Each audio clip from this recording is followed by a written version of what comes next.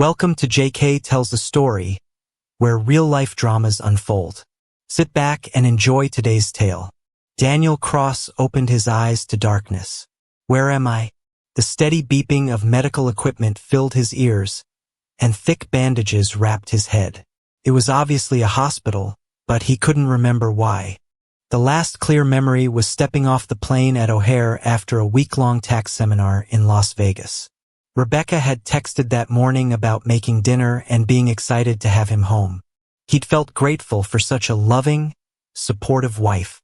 Now, lying in this hospital bed, that memory felt like someone else's life. A nurse entered, a middle-aged woman with kind eyes. When she saw him awake, her face brightened with relief. "Mr. Cross, thank goodness you're awake," she said, checking the monitors.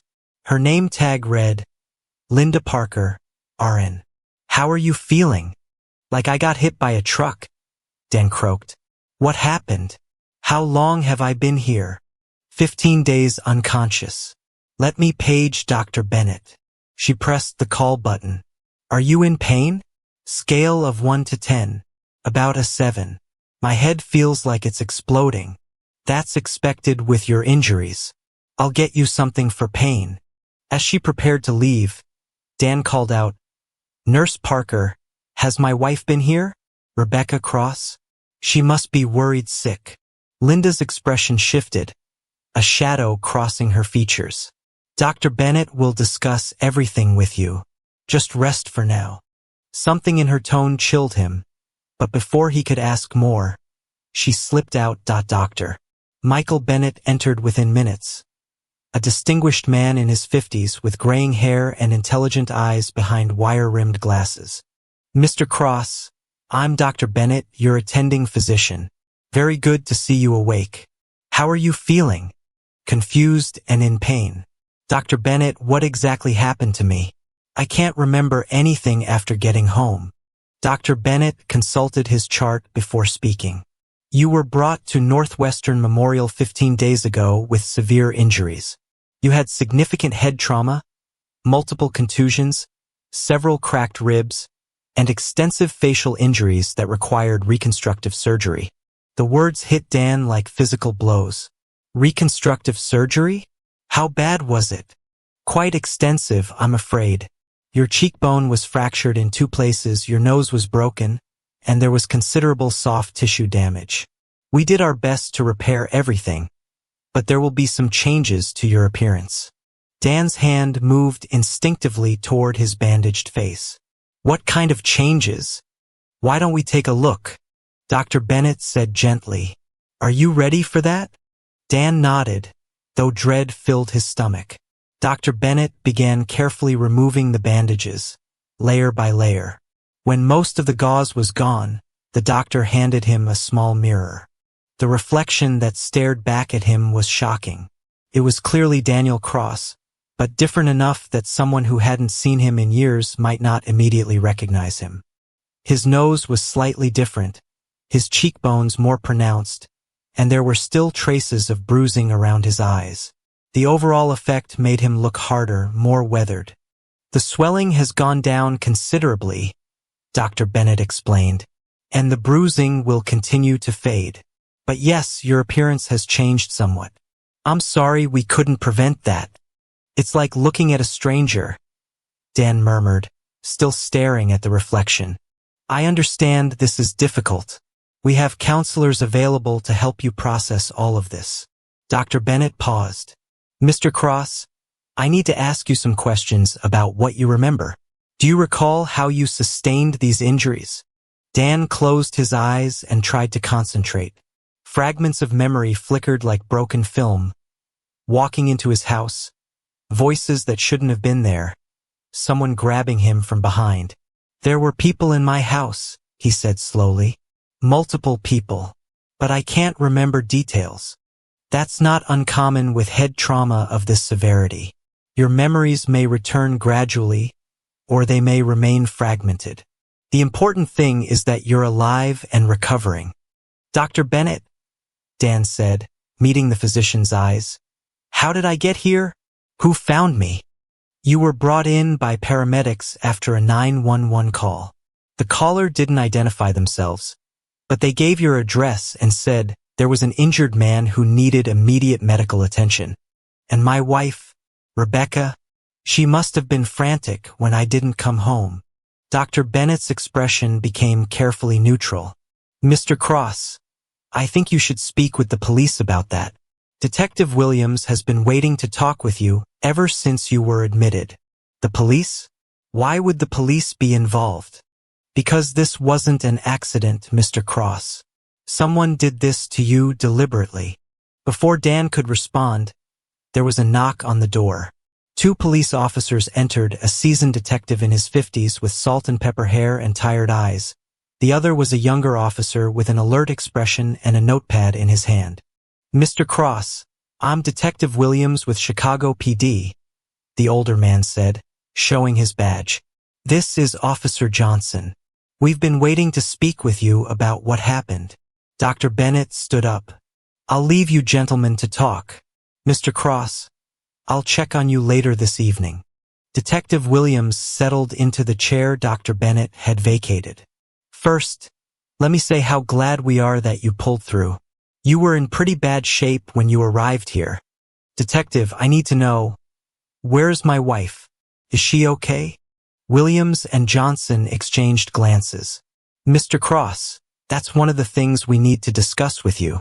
When did you last speak with your wife? The morning I left Las Vegas. She texted me that she was making dinner and was excited to have me home. And when you arrived home, was she there? Dan tried to remember, but the memories were like trying to grasp water. I think there were people in the house who shouldn't have been there, but I can't remember if Rebecca was one of them. Detective Williams leaned forward. Mr. Cross, your wife wasn't at the house when paramedics arrived. In fact, she hasn't been back to the house at all since you were hospitalized. What do you mean? Where is she? We were hoping you could tell us. She hasn't reported you missing, hasn't visited you here, and her current whereabouts are unknown. Dan felt like the room was spinning. That's impossible. Rebecca loves me. If something happened to me, she'd be here. Officer Johnson spoke up. Sir, when we investigated your home, we found evidence that you'd been restrained and held there for several hours before the attack. This wasn't a random break-in or robbery. Nothing was stolen, and the violence appears to have been very targeted. Restrained? What do you mean? There were zip ties found at the scene, along with a chair that had been moved from your dining room to the living room. There were also, Williams paused, choosing his words carefully, other indications that suggest you were forced to watch something that caused you significant distress before the physical assault began. Suddenly, flashes of memory hit Dan like lightning strikes. Being tied to his dining room chair. Voices demanding something from him. Refusing to cooperate. And then pain. So much pain. But there was something else. Something that made his stomach churn. Rebecca. Rebecca had been there, but not as a victim. I remember now, Dan whispered, his face going pale. She was there. Rebecca was there, but she wasn't tied up. She was with them. Detective Williams nodded grimly. Can you tell us what they wanted from you? They wanted me to do something. Something with numbers, with financial records. They said I had access to information they needed. Dan's head was pounding as more memories surfaced. There was a man in an expensive suit. He kept talking about business arrangements and mutual benefits. When I told them I wouldn't help them, that's when they hurt you, Johnson finished. Yes. And Rebecca. God. Rebecca just stood there and watched. Williams made notes. Mr. Cross, we need to ask about your work. You're an accountant with Brennan Associates, correct? Yes. I handle tax preparation and financial consulting for various businesses. Any of those businesses involve large cash transactions? Restaurants?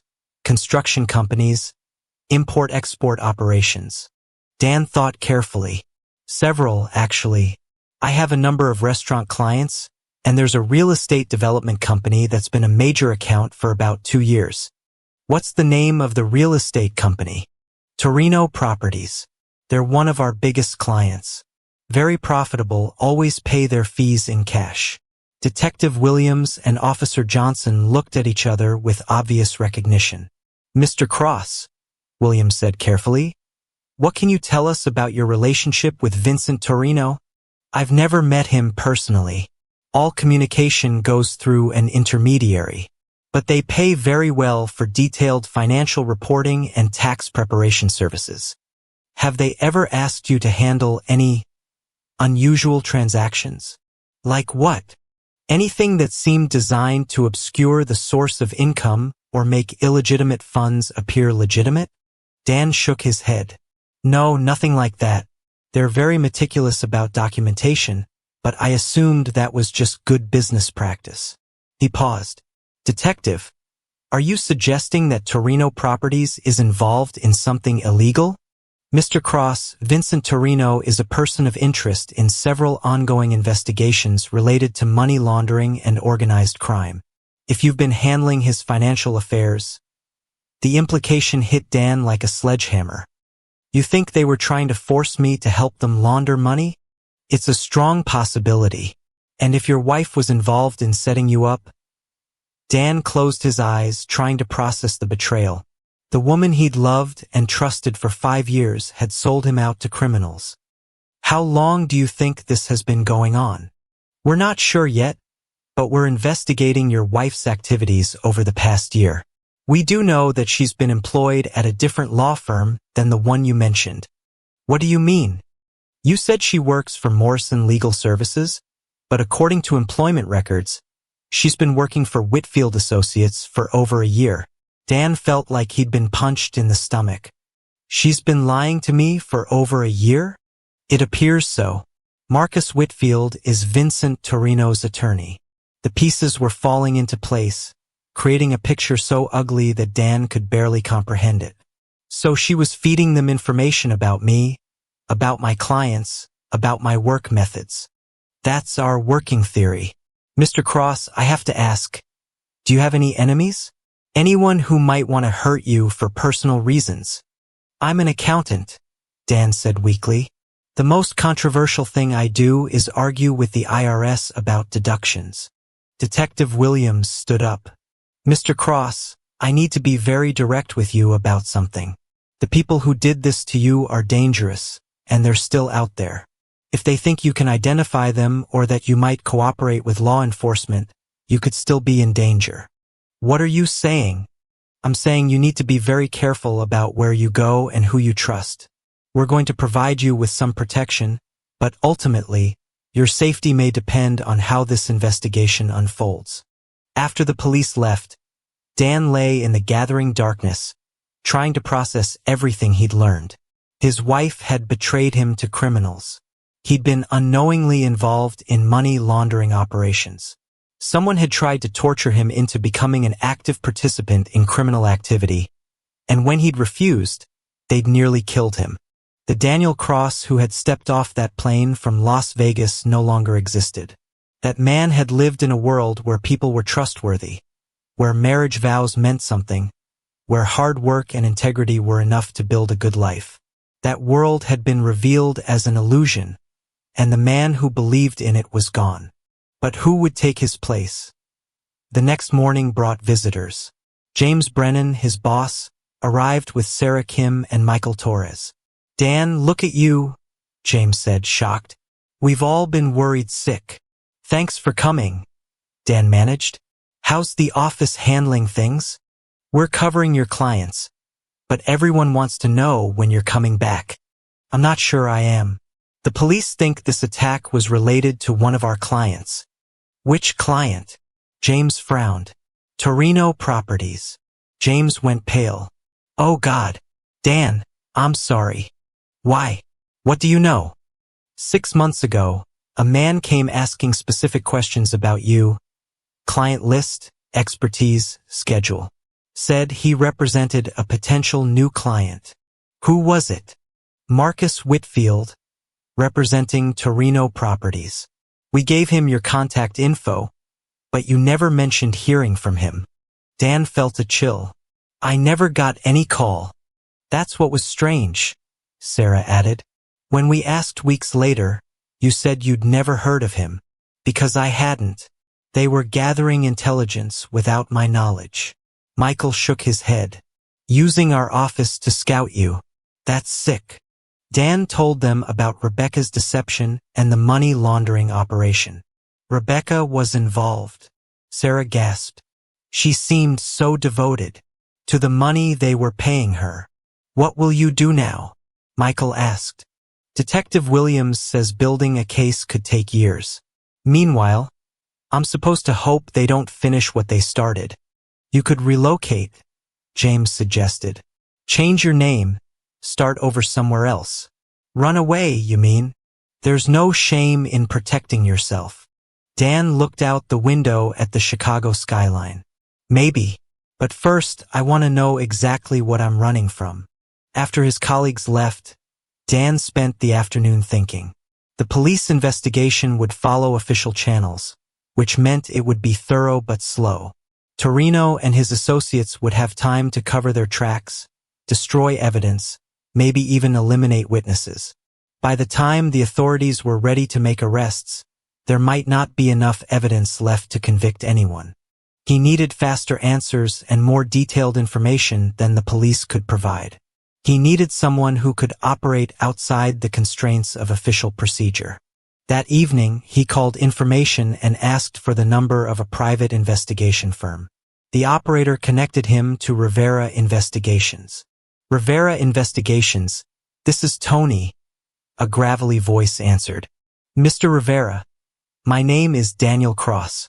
I need to hire a private investigator for a very serious matter. What kind of matter, Mr. Cross? Someone tried to kill me, my wife was involved, and I think it's connected to organized crime. I need to know who I'm dealing with and how deep this goes. There was a pause. Mr. Cross, that sounds like something the police should be handling. The police are investigating, but they work within certain limitations. I need someone who can be more flexible in their methods. Another pause. Where are you located? Northwestern Memorial Hospital, room 314. I was discharged today, but I'm staying here for one more night for observation. I can be there in an hour. But Mr. Cross, I want to be clear about something up front. I operate within the law. I don't break into places, I don't threaten people, and I don't plant evidence. I understand. I just need information.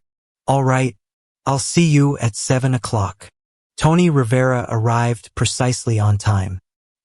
He was a man in his 50s with weathered features, intelligent gray eyes, and the bearing of someone who had seen enough of the world's ugliness to not be surprised by any new variety of it. He wore a rumpled brown suit and carried a worn leather briefcase. Mr. Cross, he said, extending a firm handshake. Tony Rivera, you look like you've been through hell. That's an accurate assessment. Rivera pulled up a chair and opened his briefcase, revealing a notepad, several pens, and what appeared to be a small recording device. Do you mind if I record this? It helps me keep my facts straight. Go ahead. Tell me everything, starting from the beginning. Dan recounted the entire story, the business trip, coming home to find intruders, the attack, waking up in the hospital, discovering Rebecca's betrayal, and learning about his connection to Torino Properties. Rivera took detailed notes and asked probing questions. This Marcus Whitfield, what can you tell me about him? Just what the police told me. He's Torino's attorney, and apparently, he's been employing my wife for over a year. Marcus Whitfield, Rivera mused. I know that name. High-end criminal defense attorney, takes on clients with more money than morals. If your wife is working for him, she's moved up in the world. What do you mean? Whitfield Associates doesn't hire people off the street.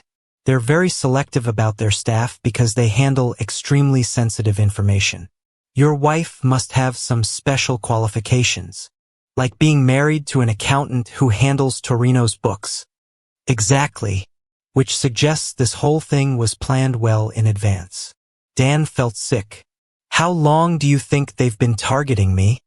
Hard to say without more information, but based on what you've told me, I'd guess at least a year. Maybe longer. And I never suspected a thing.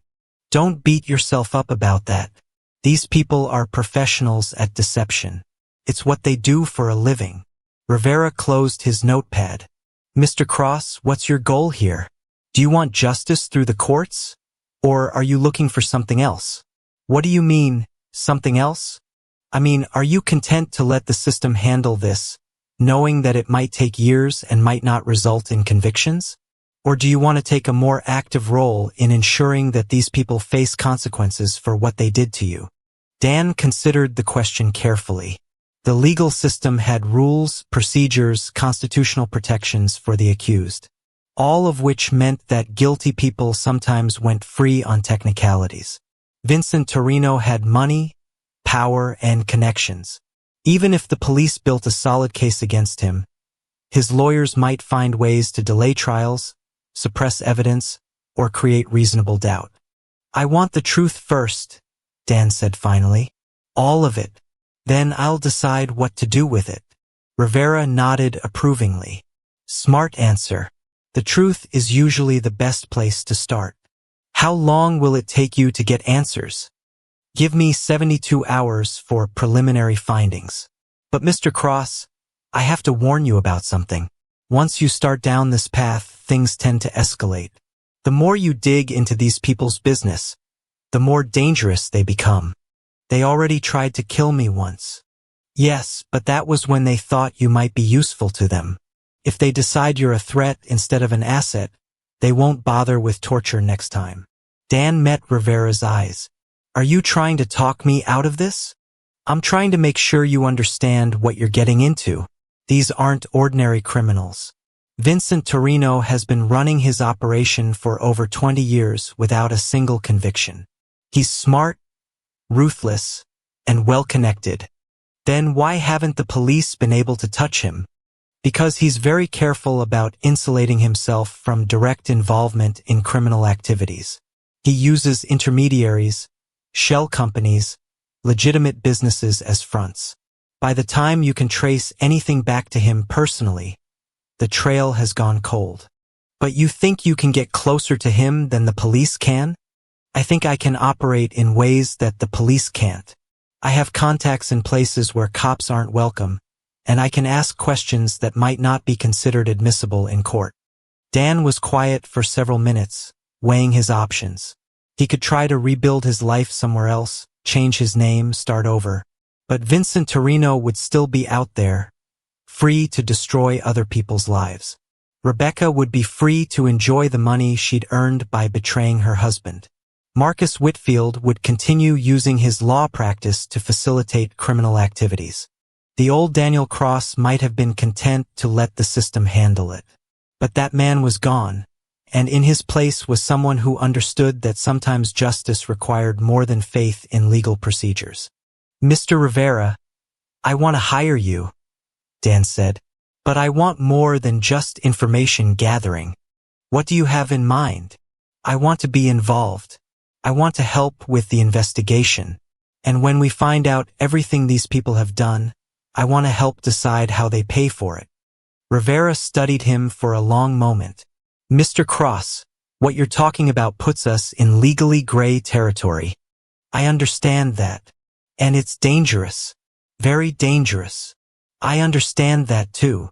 Are you sure you're ready for what this might involve? Dan thought about Rebecca's betrayal, about being tied to a chair and tortured, about the possibility that Torino might try to kill him again. The old Daniel Cross had been a victim, but this new version of himself didn't have to be. Yes, he said quietly. I'm ready. Rivera was silent for several seconds, then nodded. All right, but if we're going to do this, we're going to need help. This isn't a two-man operation. What kind of help? The kind that knows how to handle dangerous people. I might know someone, but let me make some calls first. How soon can we start? I'll start making inquiries tonight. But Mr. Cross, once we begin this, there's no going back to your old life. You need to understand that. My old life is already gone, Dan said. They made sure of that. Rivera packed up his briefcase and stood to leave. I'll be in touch within 24 hours. In the meantime, be very careful. Don't go back to your house. Don't follow any predictable routines, and don't trust anyone you haven't known for years. What about the hospital? Am I safe here? Probably, but I wouldn't stay any longer than necessary. Do you have somewhere else you can go? I can get a hotel room. Pay cash, use a false name. I'll provide you with some identification that will pass casual inspection.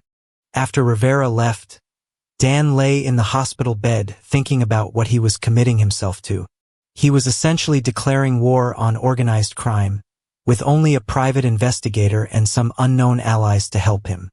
The next morning, Dr. Coleman arrived for their first counseling session. She was a woman in her early 40s with auburn hair and compassionate green eyes.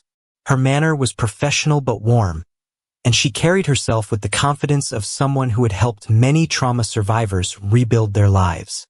Mr. Cross, I'm Dr. Sarah Coleman, she said, settling into the visitor's chair. Dr. Bennett asked me to speak with you about what you've been through.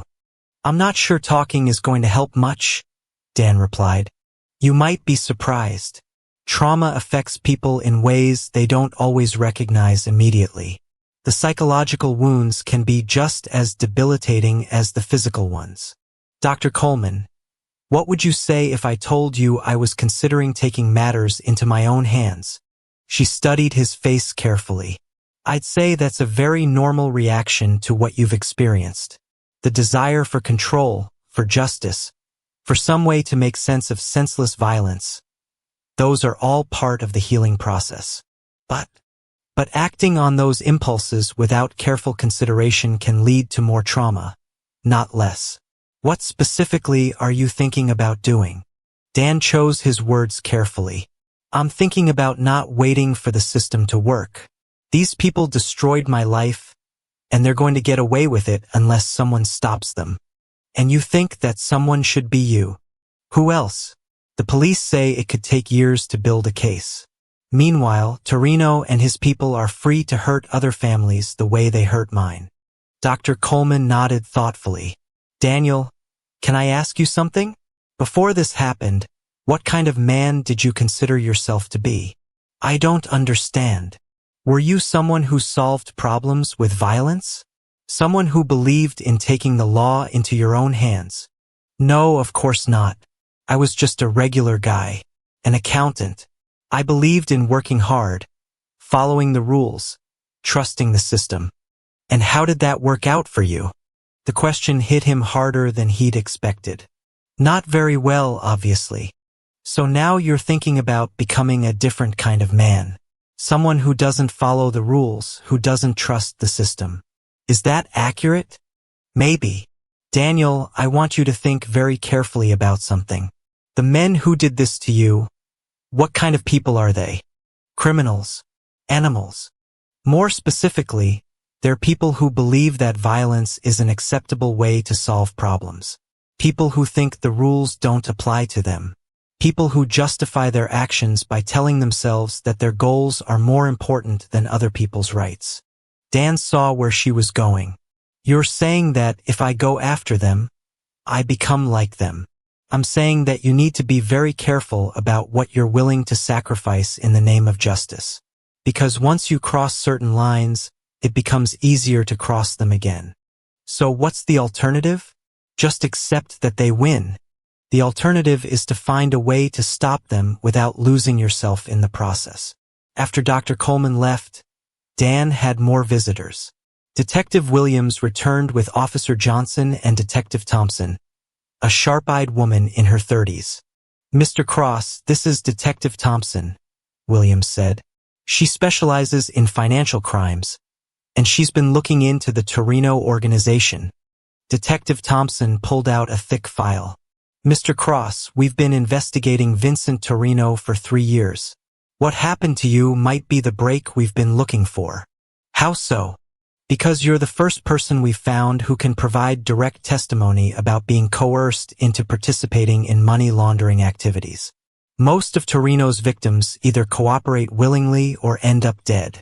Lucky me. In a way, yes. Your survival and your willingness to talk could be the key to bringing down his entire operation. Thompson opened her file and spread several photographs on the bedside table. Do you recognize any of these men? Dan studied the photos. One showed a well-dressed man in his 50s with cold eyes and an expensive suit. I think I recognize him. He might have been one of the men in my house. That's Marcus Whitfield, Torino's attorney. What about this one? The second photo showed a younger man with thick dark hair and a scar along his left jaw. Yes, definitely. He was there. He's the one who hurt me. His name is Frank Castellano. He's Torino's enforcer. And this one. The third photo made Dan's blood run cold. It showed Vincent Torino himself, a man in his early 60s with silver hair, penetrating dark eyes, and the bearing of someone accustomed to being obeyed without question. I'm not sure, Dan said slowly. There was someone else there, someone the others deferred to, but I was pretty badly beaten by that point. My memory of the end is fuzzy. That's understandable, Thompson said. Mr. Cross, I want to be completely honest with you about what we're dealing with. Vincent Torino has been running criminal enterprises in Chicago for over 20 years. He's connected to 3 known murders, countless assaults, and millions of dollars in money laundering operations. And he's never been convicted of anything? He's very good at insulating himself from direct involvement in criminal activities. He uses legitimate businesses as fronts, employs people like Marcus Whitfield to handle legal issues, and relies on enforcers like Castellano to handle problems. Detective Williams leaned forward. But Mr. Cross, your case could be different. You're a respected professional with no criminal background. No reason to lie. Your testimony about what they tried to force you to do, combined with the physical evidence from your attack, could finally give us enough to bring charges. What about Rebecca, my wife? Detective Thompson consulted her notes. We've been investigating her activities as well. Over the past year, she's received over $300,000 in payments from various shell companies connected to Torino's operation. The number hit Dan like a physical blow. $300,000? She's been providing them with detailed information about your work, your clients, your personal schedule, essentially everything they needed to know to target you effectively. And she was living a double life the entire time. More than that, Thompson continued, we've discovered that she's been romantically involved with Marcus Whitfield for approximately 10 months. They've been seen together at expensive restaurants, staying at luxury hotels, traveling to Las Vegas and Miami. Dan felt sick. Not only had Rebecca betrayed him for money, she'd been having an affair while she was doing it. There's something else, Williams added gently. We found evidence that she was involved in recruiting other potential victims. She apparently used her position as Whitfield's employee to identify other accountants and financial professionals who might be useful to Torino's organization. She's been doing this to other people? At least 2 other cases that we know of. Both men are currently cooperating with Torino's operation. The implications were staggering. Rebecca hadn't just betrayed Dan. She'd made a career out of betraying people. She was actively involved in an ongoing criminal conspiracy that was destroying lives and families. Detective Thompson, Dan said quietly, what happens if I testify against these people? Honestly, it will be dangerous. Torino doesn't hesitate to eliminate witnesses, and he has the resources to reach people even when they're in protective custody. So my choices are to live in fear for the rest of my life or to hide and let them continue hurting other people? There might be other options, Williams said. We're exploring the possibility of a federal investigation. If we can get the FBI involved, we'd have more resources to protect you and to build a comprehensive case against the entire organization. How long would that take? Thompson and Williams exchanged glances. Realistically, 18 months to 2 years before we could bring it to trial. And in the meantime, Torino continues operating. We do everything we could to disrupt his activities. But yes, he'd probably remain free during the investigation. After the detectives left, Dan sat alone with his thoughts. The legal system could eventually bring justice, but it would be slow, uncertain, and dangerous for him. Meanwhile, Torino would have nearly 2 years to eliminate witnesses, destroy evidence, and possibly escape justice entirely. There had to be another way. That evening, Tony Rivera returned with news. "I've spent the day making inquiries," he said, settling into his usual chair. "I've learned some interesting things about your situation, such as the fact that you're not Vincent Torino's only problem right now. There's another federal investigation closing in on him from a different angle." "What kind of investigation?" "The FBI has been tracking money flowing from Torino's operation to various offshore accounts. They think he's been laundering money for drug cartels, not just local criminals." "That sounds like good news." "It is and it isn't. The good news is that federal investigators have more resources than local police. The bad news is that if Torino thinks he's about to be arrested on federal charges, he might decide to eliminate all potential witnesses before that happens. Including me. Especially you. You're the one person who can provide direct testimony about being coerced into money laundering activities." Rivera pulled out a small notebook. "I've also learned some things about your wife's current situation, such as she's not just working as a legal secretary anymore. Whitfield has been using her as what they call a honey trap, using her looks and charm to get close to potential targets and gather information about them." "You mean she's become a prostitute?" "More like a high-end intelligence gatherer who uses sex as a tool. But yes, essentially, she's been sleeping with other men as part of her job." Dan closed his eyes. Even after everything he'd learned, this news still hurt. "There's something else," Rivera continued. "I've identified the man I mentioned who might be able to help us." "What kind of help?" "His name is Sam Hayes. Former Marine, did 3 tours in Afghanistan before getting out 2 years ago. He's been working private security since then, but he's looking for something more meaningful." "Why would he want to get involved in this?" "Because his younger brother got mixed up with loan sharks connected to Torino's operation 6 months ago. Kid ended up beaten to death when he couldn't pay what he owed." Dan felt a chill of recognition. "So he has personal reasons for wanting to take down Torino." "Exactly. And he has skills that neither of us possess. Combat training, weapons expertise, surveillance techniques. The kind of things that might be useful if this situation escalates." "You think it will escalate?" "Mr. Cross, you're talking about going up against a man who has killed people for far less than what you're planning. Of course it's going to escalate." Rivera closed his notebook.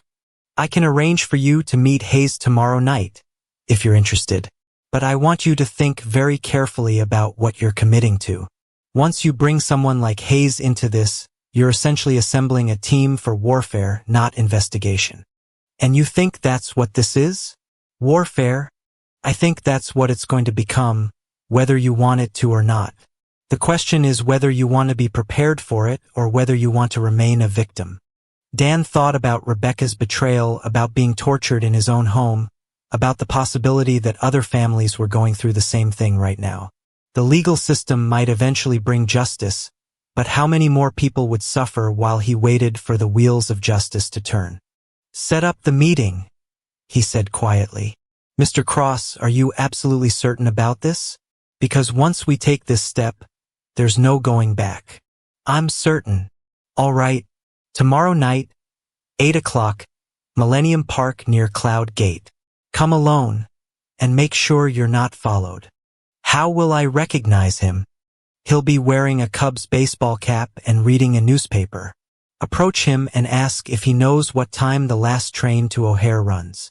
And then you'll be committed to a path that might end with all of us dead or in prison." Rivera stood to leave, then paused at the door. Mr. Cross, can I ask you something? Sure. Are you doing this for justice, or are you doing this for revenge? Dan considered the question carefully. What's the difference? Justice is about making sure bad people face consequences for their actions. Revenge is about making them suffer the way they made you suffer. And which one do you think I should choose? I think you should be honest with yourself about which one you're actually choosing, because if this is about revenge, it's going to take you to some very dark places. After Rivera left, Dan walked to the window and looked out at the Chicago skyline. Somewhere out there, Vincent Torino was living in luxury while planning his next crime. Rebecca was enjoying the money she'd earned by destroying her marriage.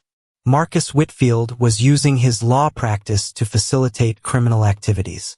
The old Daniel Cross would have trusted the system to handle it. But that man was gone, and in his place was someone who understood that sometimes the system wasn't enough. Tomorrow night, he would take the next step toward becoming that someone. But he tried being a victim, and it hadn't worked out well for him. It was time to try being something else. The next evening, Daniel Cross walked through Millennium Park as the sun set behind the Chicago skyline. He'd been discharged that morning and settled into a small hotel using false identification Tony Rivera had provided. David Carter. He'd also bought new clothes. Dark jeans, leather jacket, work boots. Combined with his changed appearance from facial reconstruction, he barely recognized himself.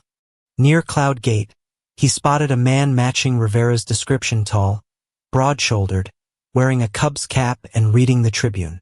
"Excuse me, do you know what time the last train to O'Hare runs?" The man looked up with intense blue eyes and a weathered face. "Depends on which line you're taking. But if you're asking the right question, there's always another way to get where you need to go." Dan recognized the coded response. "Sam Hayes." "That's right. And you're Daniel Cross."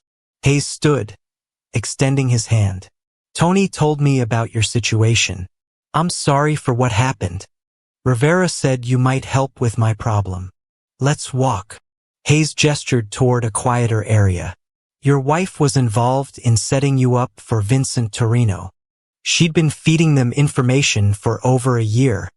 And Torino's people tortured you when you wouldn't cooperate with their money laundering operation." "Yes." Hayes was quiet as they walked. Finally, "My younger brother Tommy was a good kid, smart. Went to college on scholarship to study engineering." Rivera mentioned loan sharks. "Tommy got in over his head with gambling debts senior year. Started borrowing from the wrong people. Before he knew it, he owed $50,000 to an outfit connected to Torino's organization. What happened? They gave him 2 weeks. When he couldn't pay, they beat him to death in an alley behind his apartment. Made it look like a random mugging. I'm sorry. The police investigated but couldn't prove the connection. Case went cold. Tommy's killers are still out there. So you want revenge too? I want justice. There's a difference, though the methods sometimes overlap." Dan studied Hayes's face. "What kind of methods are you talking about?" "The kind that ensure bad people face consequences for their actions, regardless of whether the legal system can touch them." "And you have the skills to make that happen?" Hayes nodded. 3 tours in Afghanistan, specialized training in urban warfare, surveillance, and tactical operations. Since getting out, I've been working private security for corporate executives. But that's just paying the bills. This would be more meaningful. It would also be more dangerous. I've been in danger before. The question is whether you're ready for what this might involve. Dan thought about Rebecca's betrayal, about being tortured in his own home, about the families that Torino was destroying while the legal system moved at a glacial pace. "I'm ready."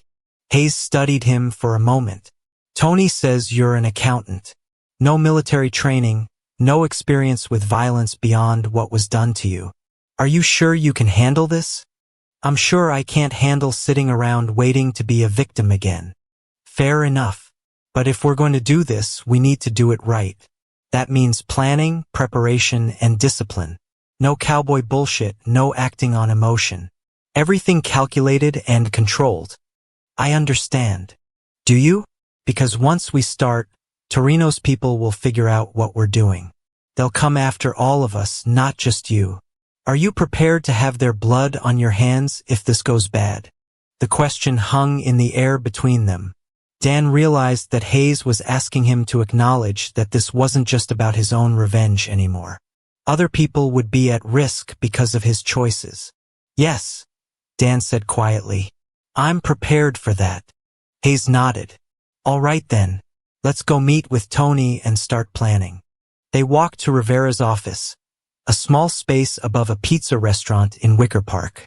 The walls were covered with maps of Chicago, photographs of various suspects, and whiteboards covered with notes and timelines. It looked exactly like what Dan had expected a private investigator's office to look like. Rivera was waiting for them with coffee and a spread of documents across his desk. Gentlemen, welcome to the war room. Hayes examined the photographs on the wall. These are all Torino's people? The ones we know about, Rivera replied. Vincent Torino himself, Marcus Whitfield, Frank Castellano, and about a dozen lower-level associates. Dan picked up a photograph of Rebecca. It had been taken recently, showing her leaving an expensive restaurant with Marcus Whitfield. She looked happy, laughing at something he'd said. The sight made Dan's stomach churn. Your wife's been living well, Hayes observed, looking over Dan's shoulder. Apparently so. Rivera spread out a map of Chicago with various locations marked in red. These are Torino's known business interests. Restaurants, construction companies, real estate developments, import businesses. All potential fronts for money laundering. What's our objective? Hayes asked. Are we trying to gather evidence for the police? Or are we planning something more direct? That depends on what we find, Dan said. If we can get enough evidence to guarantee convictions, maybe we work with law enforcement. But if the legal system can't touch them, then we become the consequences they're trying to avoid, Hayes finished. Rivera looked uncomfortable. Gentlemen, I want to be clear about something. I'm a licensed private investigator. I can't be involved in anything that crosses certain legal lines. Understood, Hayes said. You gather information, we decide what to do with it. And if what you decide involves breaking laws, then you'll have plausible deniability. Rivera was quiet for several minutes. Finally, he said, I've been investigating criminals for 15 years. I've seen too many of them walk free on technicalities while their victims suffer. If you two can accomplish what the system can't, I'm not going to stand in your way. Good, Dan said. So what's our first step? Rivera pulled out a thick file. I've been digging deeper into your wife's activities. She's not just providing information to Whitfield anymore. She's actively recruiting new targets. What do you mean?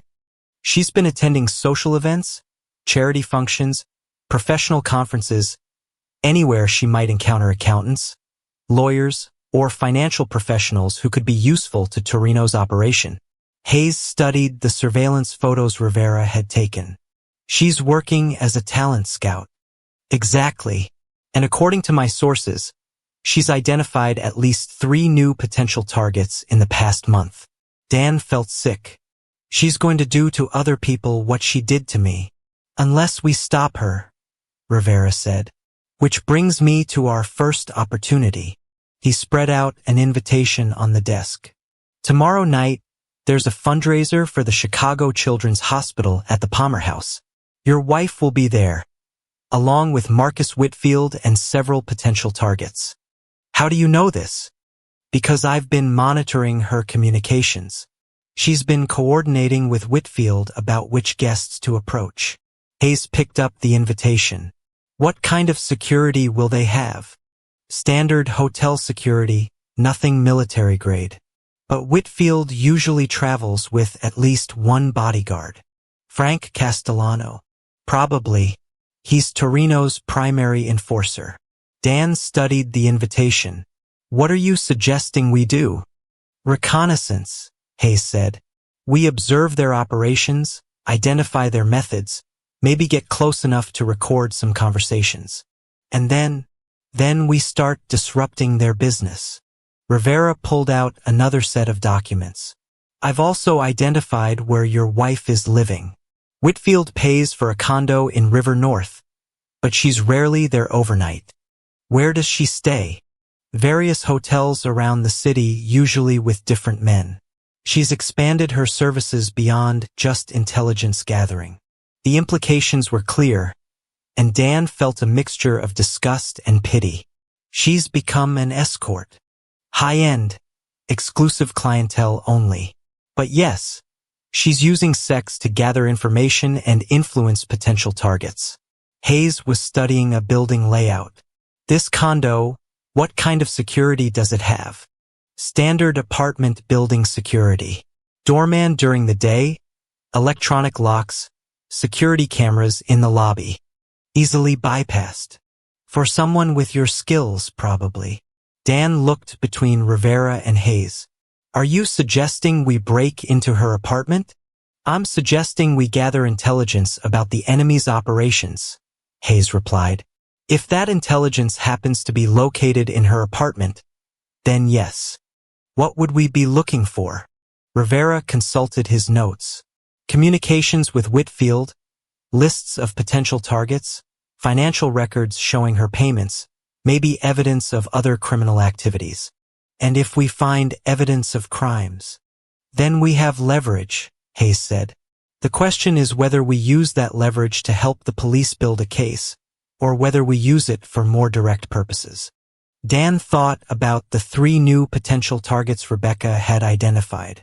Right now, they were probably living normal lives, trusting their spouses, believing in the system. In a few weeks or months, they might find themselves tied to chairs in their own homes, being tortured by Frank Castellano. When do we start? Hayes smiled grimly. Tomorrow morning. But first, we need to get you ready. Ready for what? Ready to operate in a world where the rules are different. Physical conditioning, basic self-defense, situational awareness. If you're going to survive what's coming, you need to be more than an accountant with a grudge. Rivera stood up. I'll continue working on intelligence gathering, financial records, surveillance, communications monitoring. By the time you two are ready to move, I'll have everything you need to know about Torino's operation. How long do you think we have before they figure out what we're doing? Dan asked. Hayes considered the question. If we're careful, maybe a few weeks. But once we start hitting their operations, they'll know someone's targeting them specifically. And then it becomes a war. As they prepared to leave Rivera's office, Dan realized that he was committing to something far more dangerous than he'd initially imagined. But he thought about Tommy Hayes, beaten to death for owing money to the wrong people. He thought about the 3 families that Rebecca was currently targeting. He thought about all the future victims who would suffer if Vincent Torino remained free to operate. The Daniel Cross who had lived a comfortable, trusting life was truly gone. The man who would take his place might end up dead or in prison, but at least he wouldn't be a victim. All right, Dan said quietly. Let's go to war.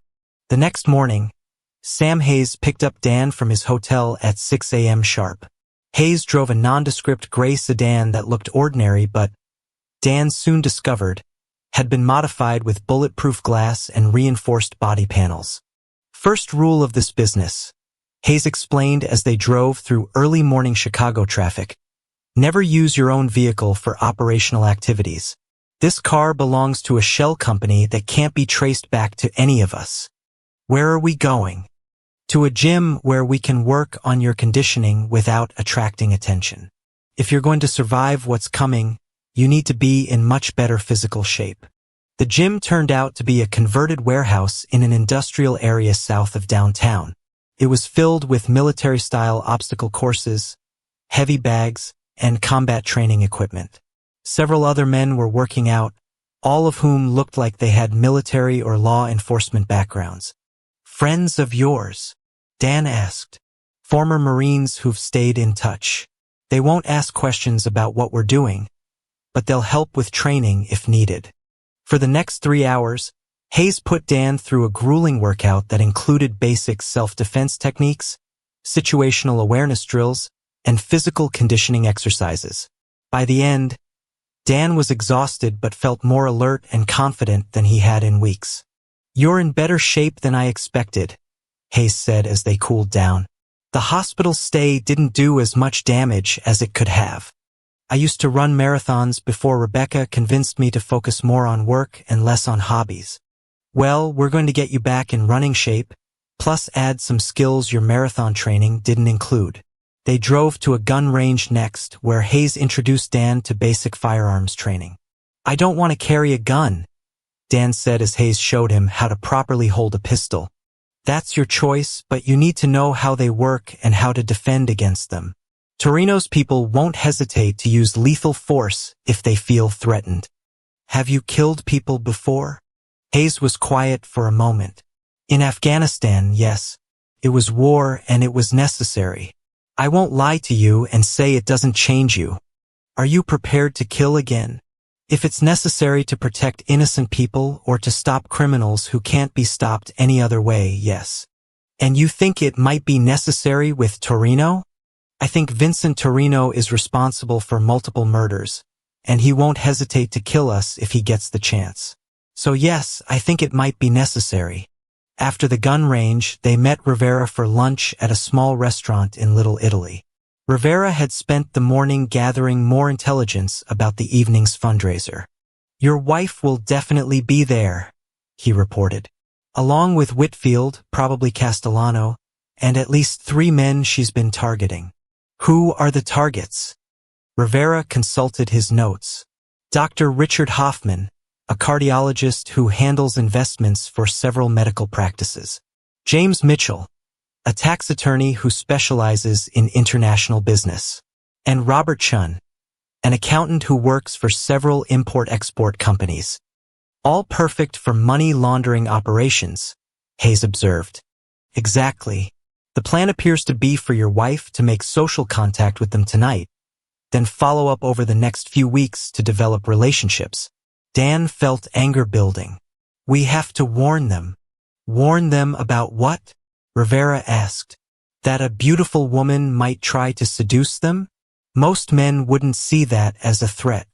But we could tell them about Torino's operation." Hayes shook his head. "Without proof, we just sound like conspiracy theorists. And if word got back to Torino that someone was warning his targets, he'd know someone was actively working against him. So we just let her recruit them." "We gather evidence first," Rivera said. "Tonight's event is an opportunity to observe their methods. Maybe record some conversations. Identify key players in the organization. How do we get into the fundraiser?" Rivera smiled and pulled out an invitation. "I've arranged for you to attend as my guest. You'll be David Carter, a successful businessman considering a large donation to the hospital." "What about you?" Dan asked Hayes. "I'll be providing security from outside the building, making sure no one follows you, watching for threats, ready to provide backup if needed." "You think something could go wrong?" "Something always goes wrong," Hayes said matter-of-factly. "The key is being prepared for it." That evening, Dan found himself standing in the elegant ballroom of the Palmer House, wearing an expensive suit Rivera had helped him select. The transformation was remarkable. He looked like a successful businessman who belonged at such an exclusive event. The ballroom was filled with Chicago's elite. Doctors, lawyers, business executives, politicians. Waitstaff circulated with champagne and hors d'oeuvres while a string quartet provided background music. It was exactly the kind of event where wealthy professionals would feel comfortable discussing their business affairs. Dan spotted Rebecca almost immediately. She was wearing a stunning red evening gown that probably cost more than most people's monthly rent. Her hair was styled differently than he remembered, and she moved through the crowd with a confidence that seemed new. The woman he'd been married to for 5 years had been replaced by someone who looked like a high-end call girl. Marcus Whitfield was nearby, dressed in a perfectly tailored tuxedo and working the crowd like a politician. He was handsome in an expensive way, with silver hair and the kind of charm that came naturally to successful predators. Dan also spotted Frank Castellano, though he was trying to blend into the background. The enforcer was dressed in a suit but looked uncomfortable in formal wear. His eyes constantly scanned the crowd, and Dan noticed a slight bulge under his left arm that suggested a concealed weapon. "Mr. Carter?" A voice behind him made Dan turn. It was one of the hospital administrators, a woman in her 50s with kind eyes and graying hair. "I'm Susan Walsh, Director of Development. Mr. Rivera mentioned that you might be interested in supporting our children's cardiac unit." "That's right," Dan replied, falling into the role Rivera had prepared him for.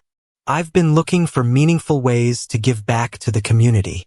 As they talked, Dan kept one eye on Rebecca's activities. She was currently engaged in conversation with Dr. Hoffman, laughing at something he'd said and touching his arm in a way that seemed casual but was clearly calculated. "The cardiac unit has saved so many young lives," Ms. Walsh was saying. "Just last month, we performed a surgery on a 3-year-old that wouldn't have been possible without our advanced equipment." "That's wonderful," Dan replied, genuinely moved despite his distraction. What kind of donation would make a significant impact? As Ms. Walsh explained various giving levels, Dan noticed that Rebecca had smoothly transitioned from Dr. Hoffman to James Mitchell, the tax attorney. Her technique was impressive in its subtlety. She appeared to be simply a charming woman making polite conversation, but Dan could see how she was steering the discussions toward professional topics. "Excuse me for a moment," Dan said to Ms. Walsh. "I see someone I should say hello to." He moved closer to where Rebecca was talking with Mitchell, positioning himself behind a pillar where he could overhear their conversation while remaining out of sight. "International tax law must be fascinating," Rebecca was saying. "I imagine you work with clients all over the world." "Quite a few, yes," Mitchell replied. "Though I have to be careful about confidentiality, of course." "Of course.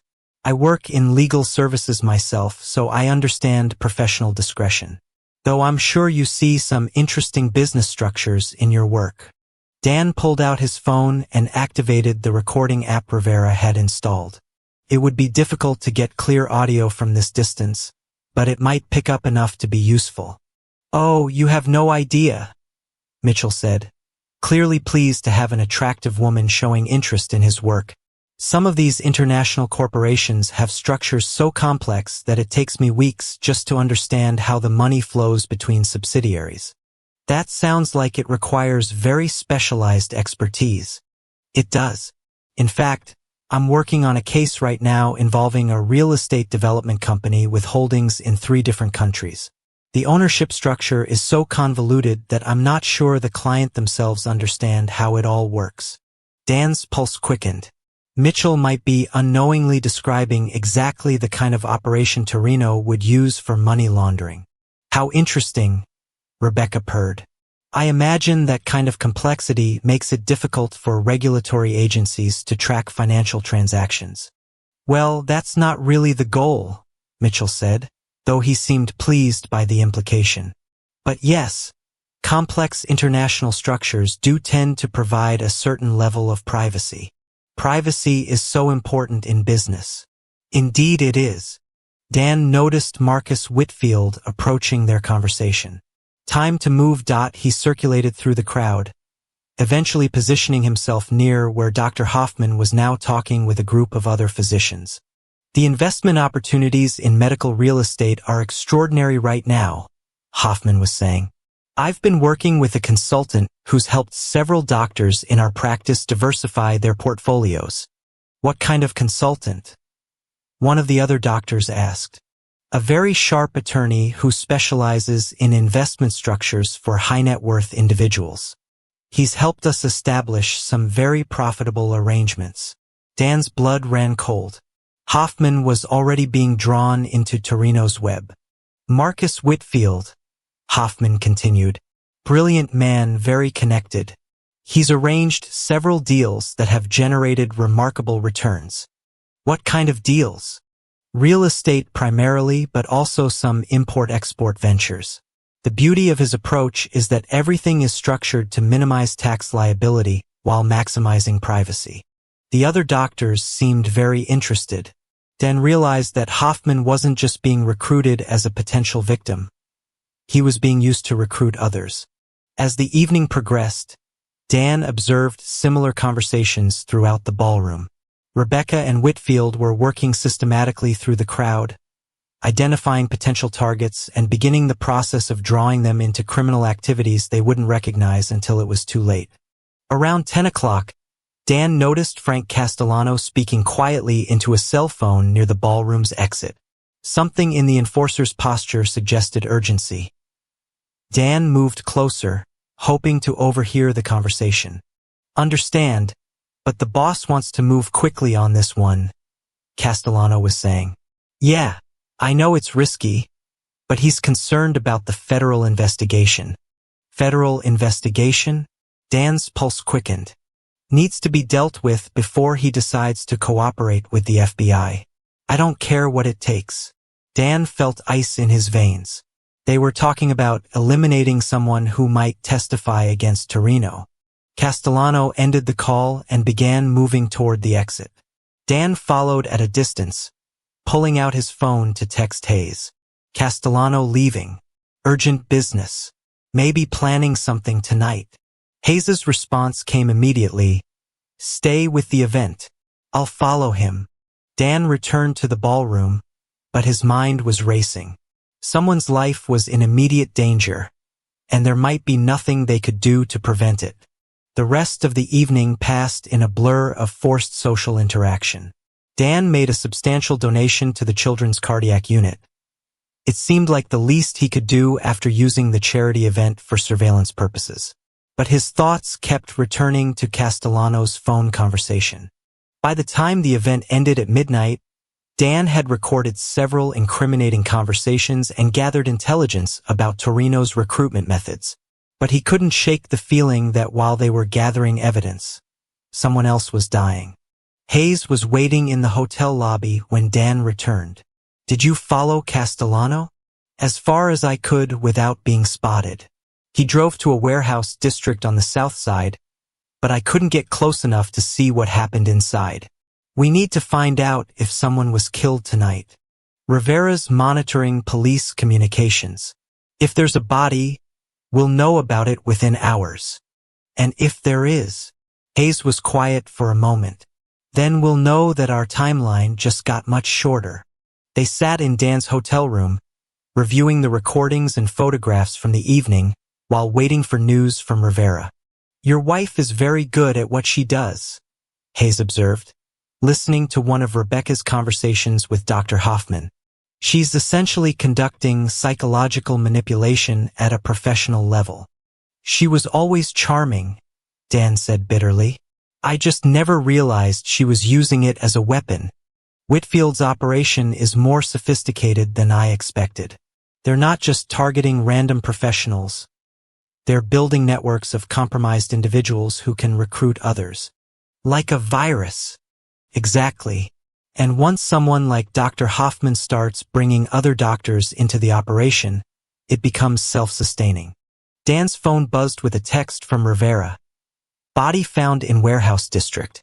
Male, mid-30s, multiple gunshot wounds. Preliminary ID suggests accounting professional from Schaumburg." Hayes and Dan looked at each other grimly. "Someone else who wouldn't cooperate," Hayes said. "Or someone who was about to testify. Either way, it confirms what we already knew. These people kill anyone who threatens their operation." Dan felt a cold fury building inside him. While they'd been playing spy games at a charity fundraiser, Vincent Torino had ordered the execution of another innocent person. "How long before they come after us?" "Depends on how careful we've been and how paranoid they are. But I'd estimate we have maybe 2 weeks before they figure out that someone's actively investigating them. Then we need to move faster." Hayes nodded. "Tomorrow we hit Rebecca's apartment. It's time to stop gathering intelligence and start taking action." "What kind of action?" The kind that makes them understand they're not the only ones willing to use violence to solve problems. Dan looked out the hotel window at the Chicago skyline. Somewhere out there, Vincent Torino was sleeping comfortably in his mansion, believing himself untouchable. Rebecca was probably in some expensive hotel suite, counting the money she'd earned by destroying her marriage. Rivera called at 2 in the morning with more details about the warehouse murder. Victim's name was Brian Murphy, Rivera reported. 34 years old, married with 2 kids. Worked as a senior accountant for Peterson Associates in Schaumburg. Was he one of Torino's targets? Looks like it.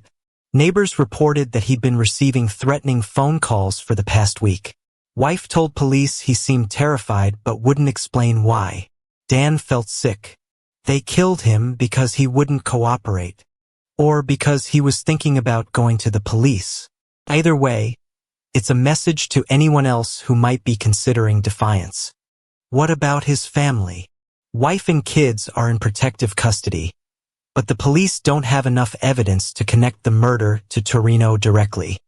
Hayes took the phone. Tony, I need you to do something for me. Find out everything you can about Murphy's last few days.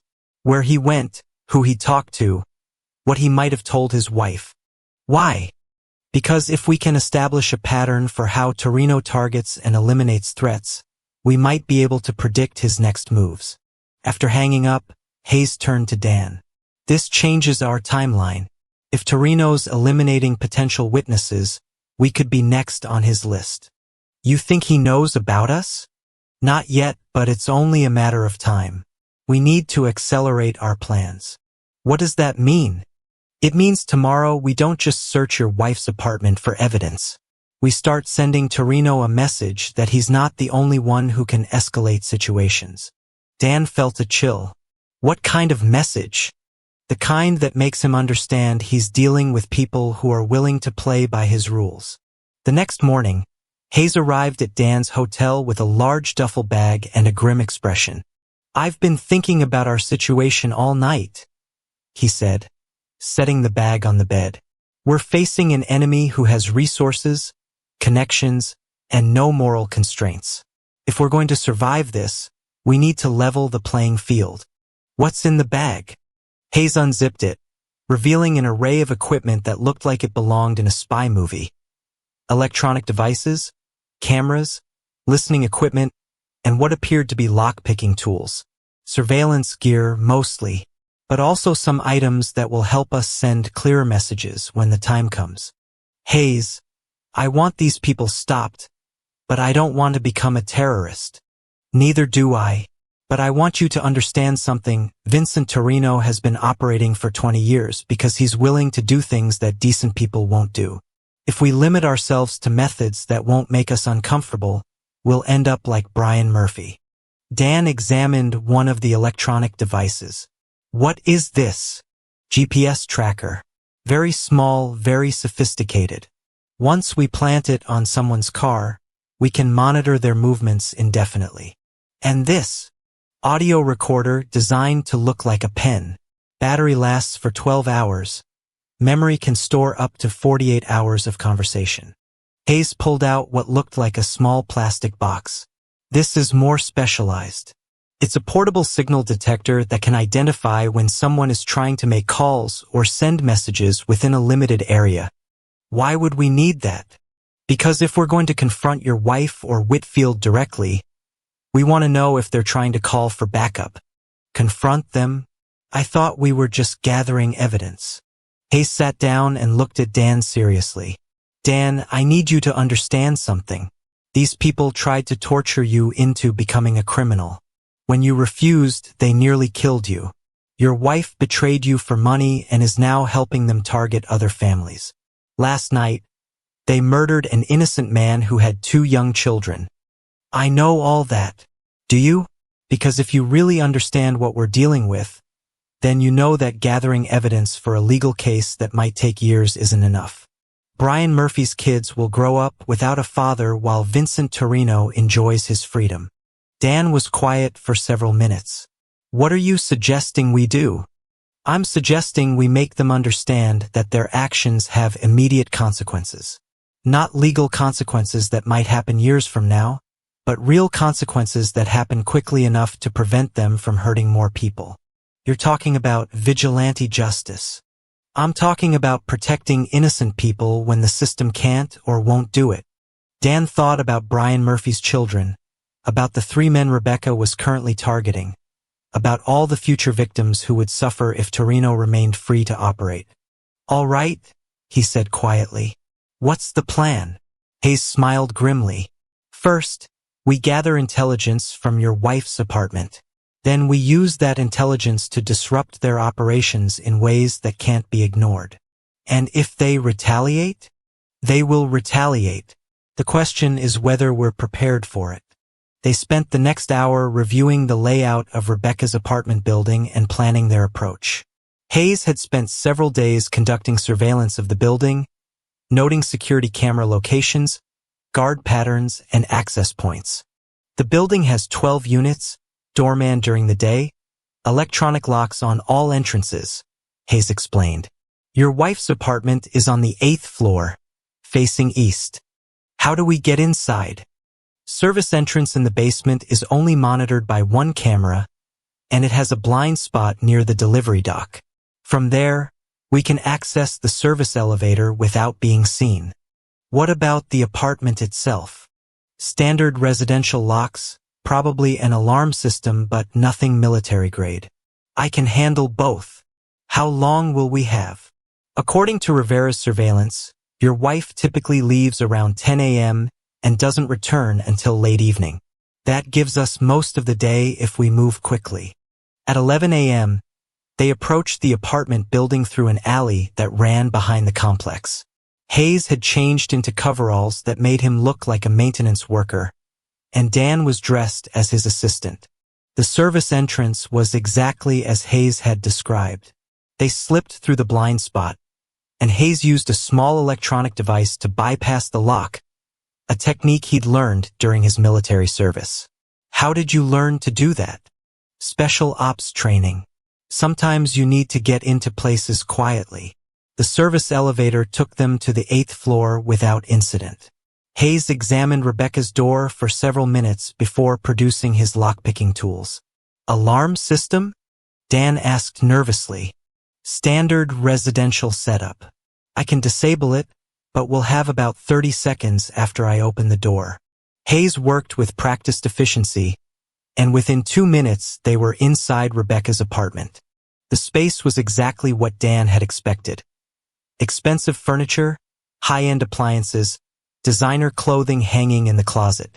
But there were also signs of the person Rebecca had become: multiple cell phones charging on the kitchen counter, a laptop computer secured with what looked like military-grade encryption, and business cards from men whose names Dan didn't recognize. Start with the computer, Hayes said, setting up a small device next to Rebecca's laptop. This will copy her hard drive while we search the rest of the apartment. Dan felt strange going through Rebecca's personal belongings. Even after everything she'd done, there was something invasive about searching through her private space. Find anything interesting? Hayes called from the bedroom. Multiple phones, encrypted laptop, business cards from what looked like potential targets. Check the bathroom medicine cabinet. Dan opened the cabinet and found exactly what Hayes had suspected. Birth control pills, expensive cosmetics, and a small bag containing what appeared to be Rohypnol, date rape drugs. She's drugging people, Dan said, his voice filled with disgust. Probably slipping it into drinks at social events to make targets more compliant during questioning. Hayes emerged from the bedroom carrying a small safe. Found this hidden behind her dresser. Can you think of any combinations she might use? Dan tried several possibilities. Birthdays, anniversaries, social security numbers. Nothing worked. We'll have to take it with us, Hayes said. I know someone who can open it without damaging the contents. The laptop finished copying, and Hayes began planting listening devices throughout the apartment, in the living room, bedroom, and kitchen. These will let us monitor her conversations for the next few weeks, he explained. Battery life is about 30 days, and they're virtually undetectable. As they prepared to leave, Dan spotted something that made his blood run cold. A photo album filled with pictures of potential targets. Brian Murphy was there, along with several other men Dan didn't recognize. But what was truly chilling was that some of the photos had red X's drawn across them. "Hayes, look at this." Hayes examined the album. These are men who refused to cooperate. The X's mark the ones who've been eliminated. Dan counted 12 photographs with red X's. 12 people. Torino has killed 12 people for refusing to launder his money. That we know of. There could be more. And Rebecca helped target every one of them. Hayes was studying the unmarked photographs. These men are still alive, which means they're either cooperating with Torino or they don't know they're being targeted yet. We have to warn them. Some of them, yes, but others might already be compromised. If we contact them directly, we could be alerting Torino that someone's interfering with his operations. They left the apartment with copies of Rebecca's computer files, the safe, and photographs of all the documents they'd found. As they drove back to Rivera's office, Dan felt a mixture of satisfaction and revulsion. They'd gathered valuable intelligence, but they'd also confirmed that Rebecca was complicit in multiple murders. Rivera was waiting for them with news about Brian Murphy's final days. He received his first threatening phone call 8 days ago, Rivera reported. According to his wife, someone told him that his consulting services were needed for a special project. When Murphy said he wasn't interested in consulting work, the caller became more explicit about what was required. What kind of consulting? Restructuring financial reports for a real estate development company to hide the source of certain investments. Torino Properties. Most likely, Murphy told his wife he was going to contact the police, but before he could, the threats escalated. Someone told him that his family would be hurt if he talked to law enforcement. Hayes was examining the contents of Rebecca's safe, which had been opened by Rivera's contact. Look at this. He handed Dan a list of names and addresses. Some of the names were familiar from the photo album, but others were new. Future targets? Looks like it, but there's something else. Hayes pointed to notations beside each name. These numbers beside the names, they look like fee structures. Dan examined the list more carefully. She's being paid per target. $5,000 for initial contact, $10,000 for successful recruitment, $25,000 if the target cooperates long-term. Your wife has turned betrayal into a business model. Rivera pulled up a map on his computer. I've been tracking the addresses on this list. 3 of the men live within 10 miles of each other in northwest suburban Chicago. What kind of neighborhood? Affluent professional community. Lots of doctors, lawyers, accountants. Perfect hunting ground for Torino's operation. Dan studied the map. We need to warn them. Some of them, Hayes agreed. But we need to be strategic about it. If we warn everyone at once, Torino will know someone has access to his target list. So we warn them one at a time. We warn the ones who are in immediate danger, and we use the others as opportunities to gather more evidence. Rivera was studying financial records from Rebecca's computer. According to these files, she's scheduled to make contact with the Dr. Stephen Walsh tomorrow evening. There's a medical conference at the Hyatt downtown. What's the approach? Standard pattern. Casual meeting at the hotel bar, conversation about investment opportunities, exchange of contact information. Then follow up over the next week to develop the relationship. Hayes was studying Walsh's photograph. He looks like a family man. Wedding ring, pictures of kids in his wallet. He has no idea what he's walking into. Unless we warn him. Dan thought about Brian Murphy's children, growing up without their father because he'd refused to become a criminal. We can't let that happen to another family. Agreed.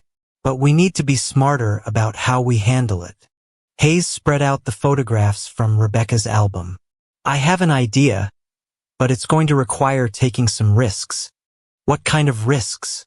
The kind that involve confronting your wife directly. Dan felt his pulse quicken. You want to intercept her tomorrow night? I want to do more than that.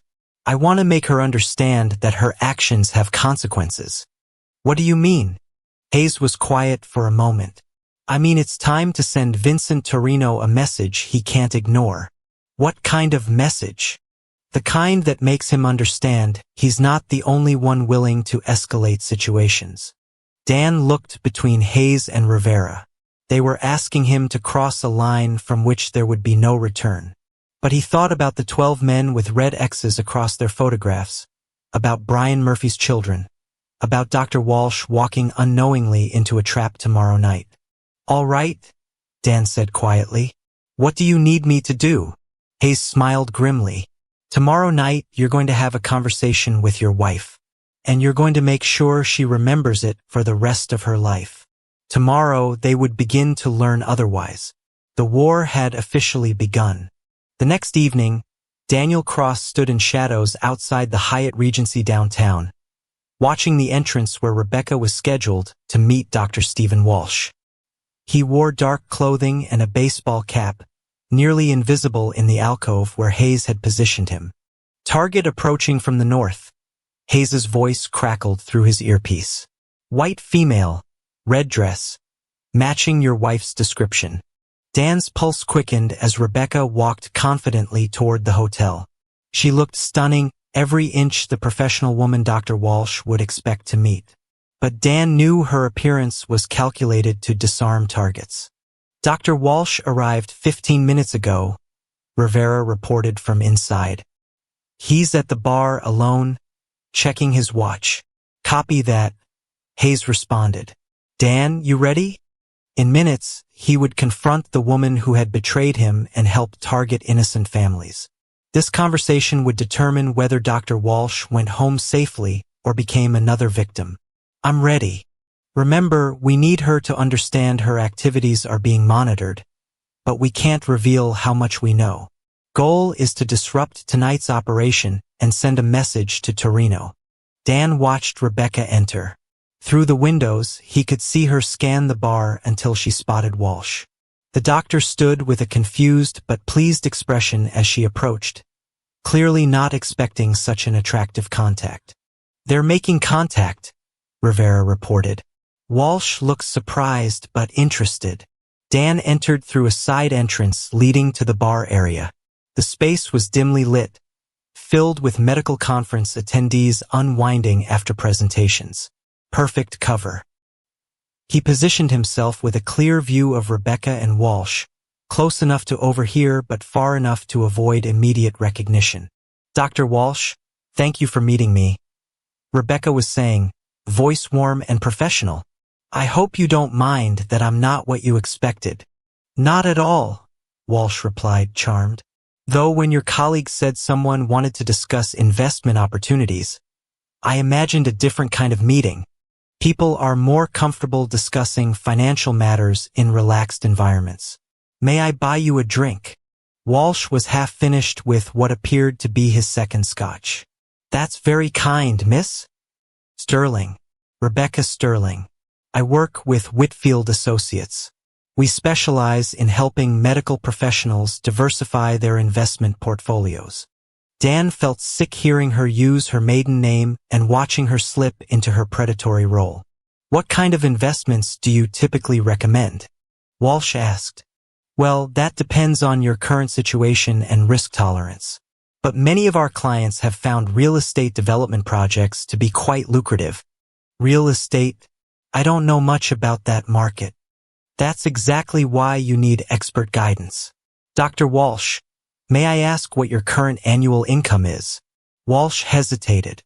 I'm not sure I should discuss specific numbers. Rebecca leaned forward slightly, her body language becoming more intimate. Of course, I understand your discretion, but in order to recommend appropriate investment levels, I need to understand your financial capacity. Dan watched her technique with a mixture of fascination and revulsion. She was systematically gathering information about Walsh's financial situation while making him feel like he was being offered exclusive opportunities. "I suppose it wouldn't hurt to give you a general range," Walsh said, clearly affected by her proximity and charm. "My practice generates approximately $400,000 annually. That's wonderful.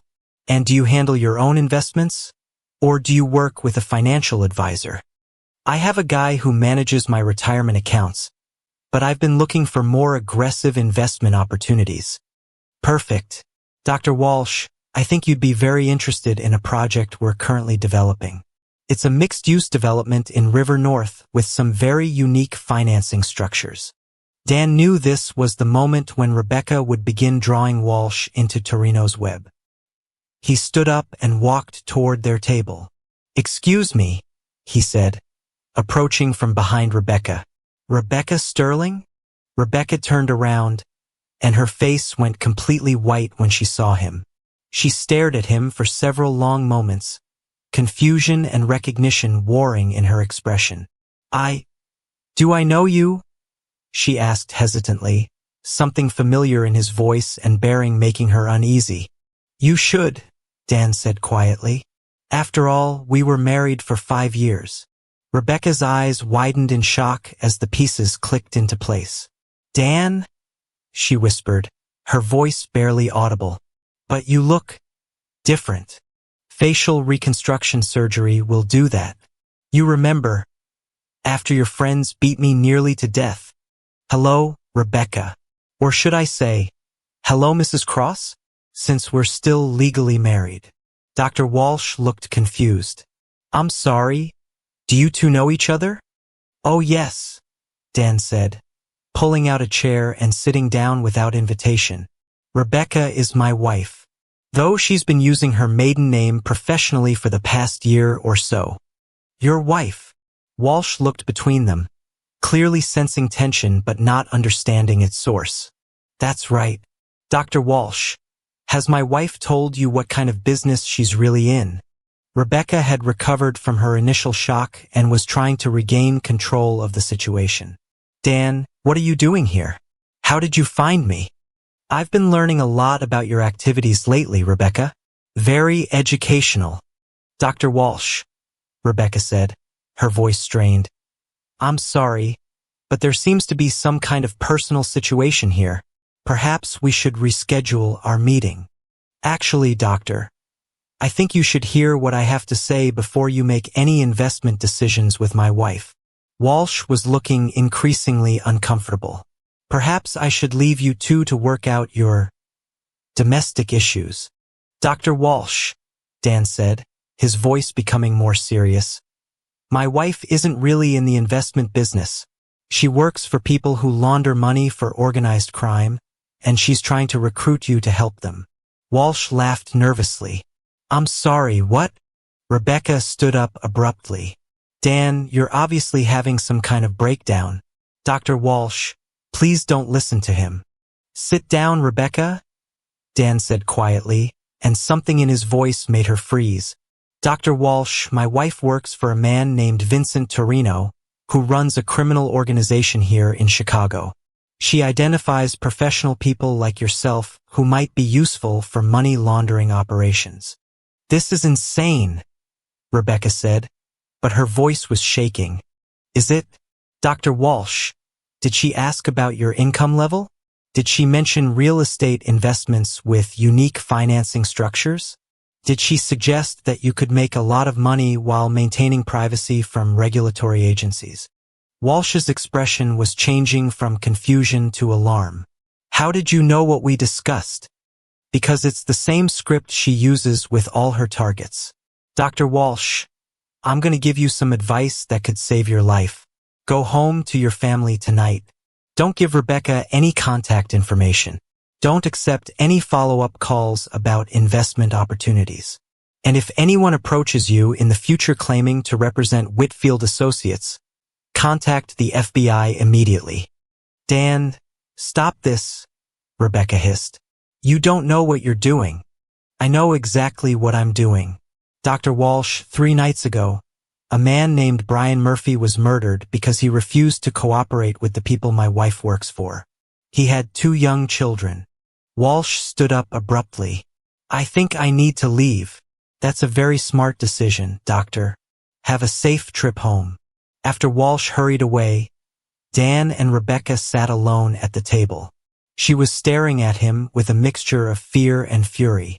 How long have you been following me? She asked. Long enough to understand what you've become. What I've become. Dan, you have no idea what you're involved in. These people don't play games. You mean the people you work for? The ones who had me tortured in our own home. Rebecca's mask of composure finally cracked. I never wanted that to happen. I told Marcus that you'd never cooperate, but he insisted on trying. You told him I'd never cooperate? Rebecca, you set me up. You fed them information about my schedule, my clients, my work methods. You helped them plan the whole thing. I needed the money. You needed $300,000? For what? To get away from you. The words hit Dan like a physical blow. What? Dan, I was suffocating in our marriage. You were so predictable, so satisfied with your boring little life. When Marcus offered me a chance to make real money and live differently, I took it. So you decided to destroy our marriage and help criminals instead of just asking for a divorce? It wasn't supposed to go that far. At first, they just wanted information about your clients. It seemed harmless.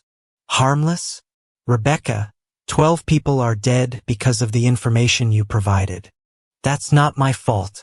I didn't kill anyone. You might as well have pulled the trigger yourself. Rebecca was quiet for several minutes.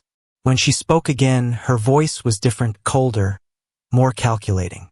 Dan, you need to walk away from this. Tonight. Forget about me. Forget about what happened. And disappear. Change your name. Move to another city. Start over. Why would I do that? Because Vincent knows you're alive, and he knows you can identify the people who hurt you. Right now, he thinks you're too scared to cause problems. But if he finds out you're actively interfering with his operations, he'll try to kill me again. He'll succeed this time. Dan leaned back in his chair, studying the woman who had been his wife. Rebecca, let me ask you something. Do you feel any guilt at all about what you've done? About Brian Murphy's children? About the families you're helping to destroy? I feel guilty about what happened to you, she said quietly. But the rest of it, Dan, these people were going to be targeted by someone eventually. At least with me, they have a chance to cooperate and survive. Like Brian Murphy did. Brian Murphy was an idiot who thought he could play hero. If he'd just done what they asked, he'd still be alive. Dan felt a cold fury building inside him. The woman sitting across from him wasn't the person he'd married. That woman had been replaced by someone who could justify murder as a business necessity. Rebecca, I want you to deliver a message to Vincent Torino for me. What kind of message? Tell him that someone is watching his operation. Someone who knows about his targets, his methods, and his people. Someone who isn't afraid of him. Rebecca's eyes widened. Dan, you can't be serious. You're an accountant. You have no idea what you're up against. Tell him that if he hurts any more innocent people, there will be consequences. What kind of consequences? Dan stood up from the table. The kind that come from people who are willing to play by his rules. Dan, wait. Rebecca grabbed his arm. Please, if you care about me at all, walk away from this. Dan looked down at her hand on his arm, then back at her face. Rebecca, I loved you for 5 years. I trusted you completely. I would have done anything for you. I know. But the woman I loved is gone. The person sitting here is someone who helps criminals torture innocent people for money. I don't care what happens to you anymore. He pulled his arm free and walked toward the hotel exit, leaving Rebecca sitting alone at the table. Through his earpiece, he heard Hayes's voice. Good work. Target is making a phone call, probably to Whitfield or Torino. We should move to phase 2. What's phase 2? making sure they understand that tonight wasn't a random encounter. Dan met Hayes and Rivera in the hotel parking garage, where they had been monitoring the situation from Rivera's surveillance van. "How much of that did you record?" Dan asked. "All of it," Rivera replied. "Both audio and video. Rebecca's admission that she provided information to facilitate your attack is particularly useful. What about her warning that Torino knows I'm alive?" Hayes was studying video feeds from cameras they'd placed around the hotel. "She's right about that. We always knew this would escalate once we started interfering with their operations. So what's our next move?" "We make sure Torino understands that we're not random interference. We're a targeted threat to his organization." Rivera pulled out a map of Chicago. "I've been tracking Torino's movements for the past week. He has a predictable pattern: business meetings downtown during the day, dinner at expensive restaurants in the evening, home to his mansion in Lake Forest before midnight." "You want to approach him directly?" "Not approach," Hayes said. "Send a message." "What kind of message?" Hayes was assembling equipment from his duffel bag. "The kind that makes him understand his people aren't as safe as he thinks they are." Dan felt a chill. "Hayes, what exactly are you planning?" "Nothing that will permanently harm anyone, but something that will make it clear that we know where his people live, work, and spend their time." "You're talking about intimidation." "I'm talking about leveling the playing field. Torino uses fear as a weapon. It's time he experienced some fear himself." Rivera was monitoring radio communications. "Dan, your wife just left the hotel. She's heading north, probably to meet with Whitfield." "Good," Hayes said. "That gives us time to prepare our next move." "Which is?" "Tomorrow morning, Vincent Torino is going to wake up and discover that someone left him a very personal message. Something that makes it clear we know exactly who he is and where to find him." Dan thought about Brian Murphy's children, about Dr. Walsh going home safely to his family, about all the future victims who might be spared if Torino understood he was no longer untouchable. "What do you need me to do?" Hayes smiled grimly. "Tomorrow morning, you're going to help me deliver a message that Vincent Torino will never forget." At 3 a.m., Dan found himself crouched in the bushes outside Vincent Torino's mansion in Lake Forest, holding a bag of equipment while Hayes studied the estate's security system. The house was enormous, a sprawling colonial structure set on several acres of manicured grounds, protected by gates, cameras, and motion sensors. "This is going to be tricky," Hayes whispered as he observed the security layout. "High-end system, probably military contractor grade. We'll have maybe a 10-minute window before they notice anything." "What if Torino has private security?" "He does. 2 guards in a car at the front gate, 2 more patrolling the grounds, and at least 1 inside the house. These aren't amateurs." Hayes spent nearly 30 minutes carefully studying guard patterns and timing their movements. "We wait for the perimeter guards to complete their circuit.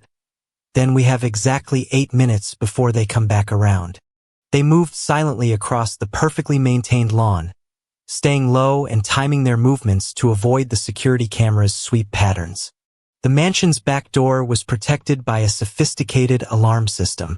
Hayes worked for several tense minutes with specialized equipment to create a temporary bypass. "This won't last long," he whispered. "Maybe 5 minutes before the system detects the irregularity." They slipped inside, finding themselves in a kitchen that was larger than Dan's entire apartment. Every second counted now. "Torino's bedroom should be on the 2nd floor," Hayes whispered, based on his surveillance observations of the house's lighting patterns over several nights. "We go up, leave our message, and get out fast." They climbed a marble staircase that was probably worth more than most people's cars. The 2nd floor hallway was lined with expensive artwork and furniture that demonstrated the wealth Torino had accumulated through decades of criminal activity. Hayes stopped outside a set of double doors and listened carefully. From inside, they could hear the sound of deep, regular breathing. 2 people, Hayes whispered. Torino and probably a woman.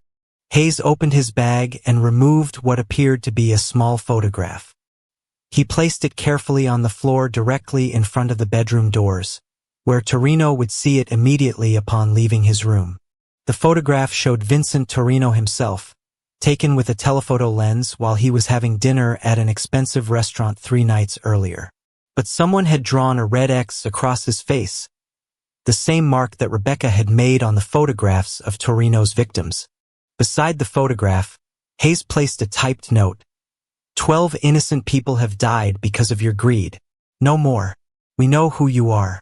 We know where you live. We know where you go. The next time you order someone's death, remember that you are not untouchable. That's it. Dan whispered. That's enough. The message is clear. We can reach him anywhere, anytime we choose to. They left the house as quietly as they'd entered, making their way back across the grounds to where Rivera was waiting with the car. As they drove away, Dan felt a mixture of satisfaction and apprehension. They'd successfully delivered their message, but they'd also crossed a line that would inevitably lead to retaliation. How long before he finds it? Dan asked. Torino typically wakes up around 7 a.m., Rivera replied. He'll see our message when he leaves his bedroom. And then he'll understand that someone is actively hunting him, Hayes said. The question is how he responds. They didn't have to wait long for an answer. At 8:30 that morning, Rivera's police scanner began reporting unusual activity throughout Chicago.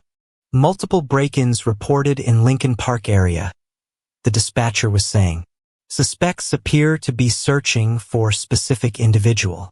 No injuries reported, but extensive property damage. They're looking for you, Rivera said grimly. How do they know where to look? They probably started with your hotel, then expanded to nearby areas. Torino has enough manpower to search every building in a 10-block radius. Hayes was monitoring multiple communication channels. It's worse than that. They're also hitting places associated with your old life, your office building, your former home, places where your friends and family live. Dan felt sick. Are they hurting people? Not yet, but they're making it clear that they can reach anyone connected to you. So what do? We escalate, Hayes said simply. What do you mean? I mean we make Torino understand that threatening innocent people will result in immediate consequences for him personally. Rivera was studying a map of the searches being conducted throughout the city. They're being systematic about this. Military-style search pattern. Multiple teams working in coordination. Which means Torino is taking our message seriously. It also means he's committed significant resources to finding us. If we can disrupt those search teams, we can send another message, Dan finished. Hayes was already assembling equipment. Dan, I need you to understand something. Up until now, we've been playing games. Gathering intelligence, sending warnings, making threats. But if we start hitting Torino's people directly, this becomes real warfare. People could get hurt. People are already getting hurt. The question is whether we're willing to make sure the right people get hurt. Dan thought about the 12 families who had lost loved ones to Torino's greed, about Brian Murphy's children, about the search teams that were probably terrorizing innocent people throughout Chicago right now. What's the plan? Hayes smiled grimly. We're going to make Vincent Torino's day much worse than he expected.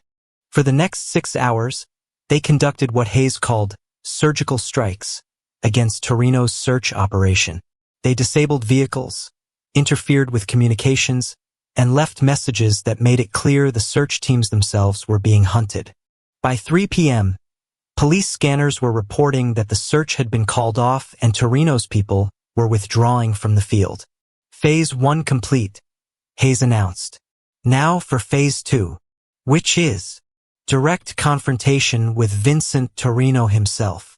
Rivera had been monitoring Torino's communications all day. He scheduled to meet with Marcus Whitfield at 4 p.m. Private dining room at the Chicago Club downtown. Security? Minimal.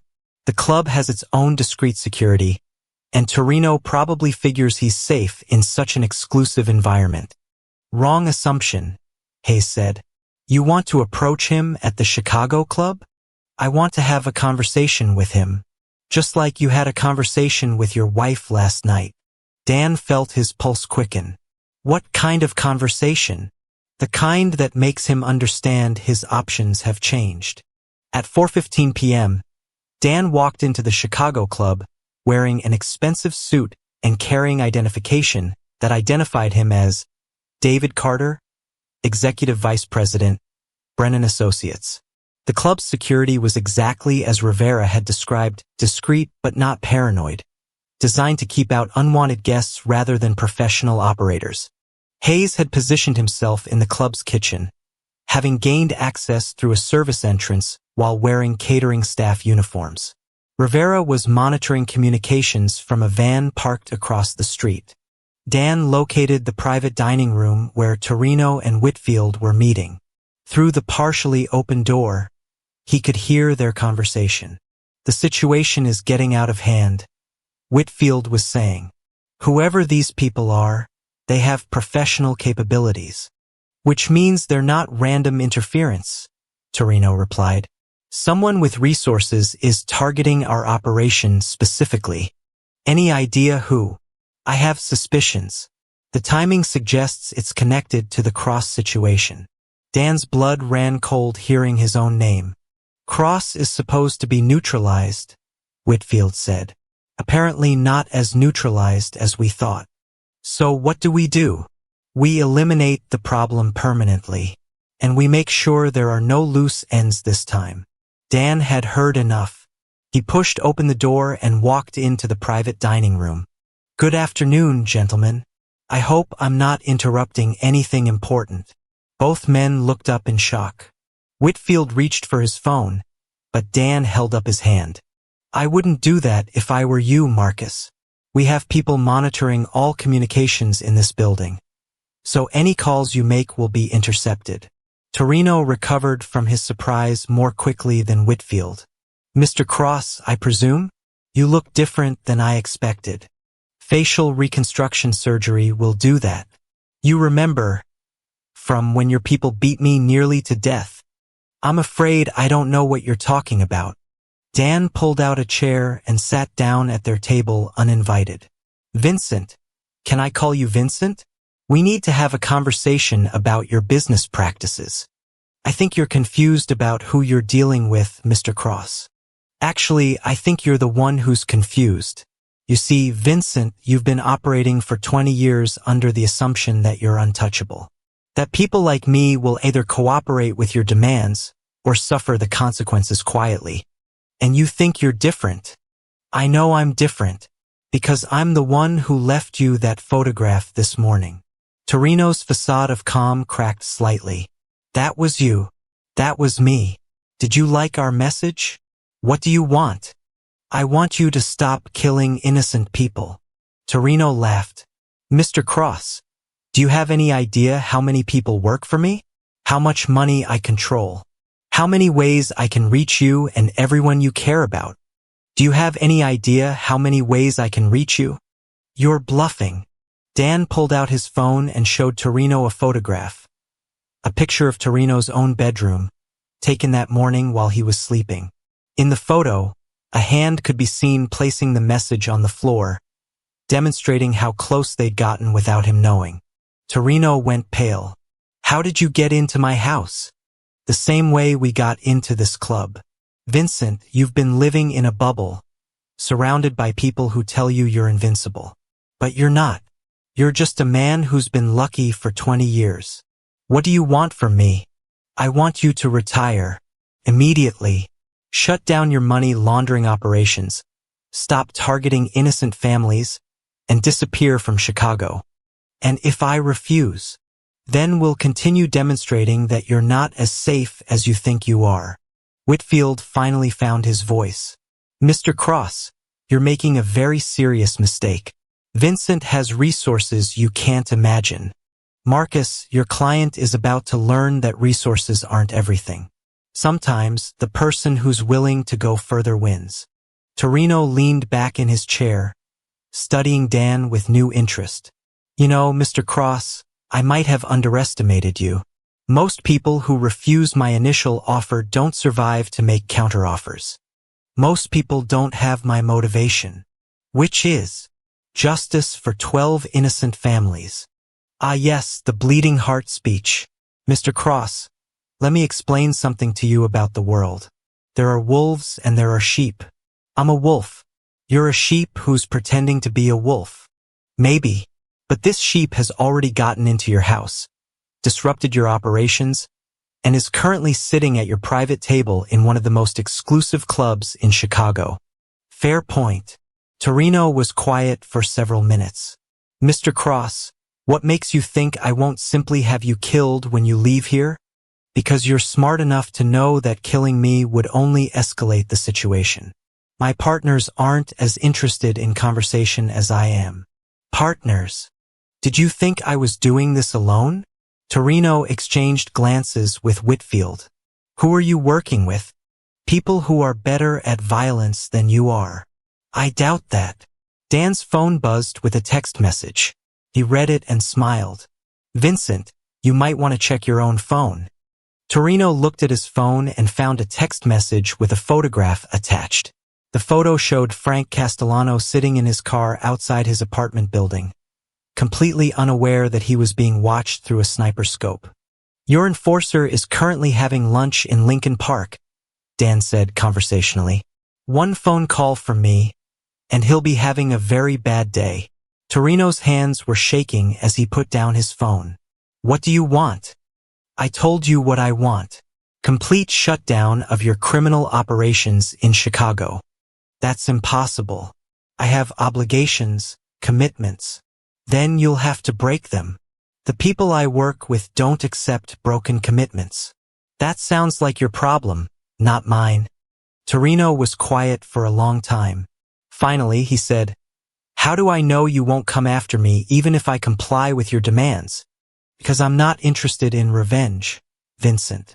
I'm interested in preventing future victims. And if I refuse, then we'll continue this conversation until you change your mind. And my partners will continue demonstrating that your people aren't as safe as they think they are. Torino looked at the photograph of Castellano again. You're serious about this. Completely serious. Mr. Cross, you're asking me to give up everything I've built over 20 years.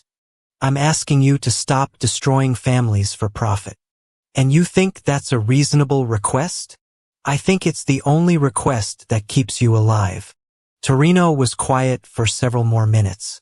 When he spoke again, his voice was different, tired, defeated.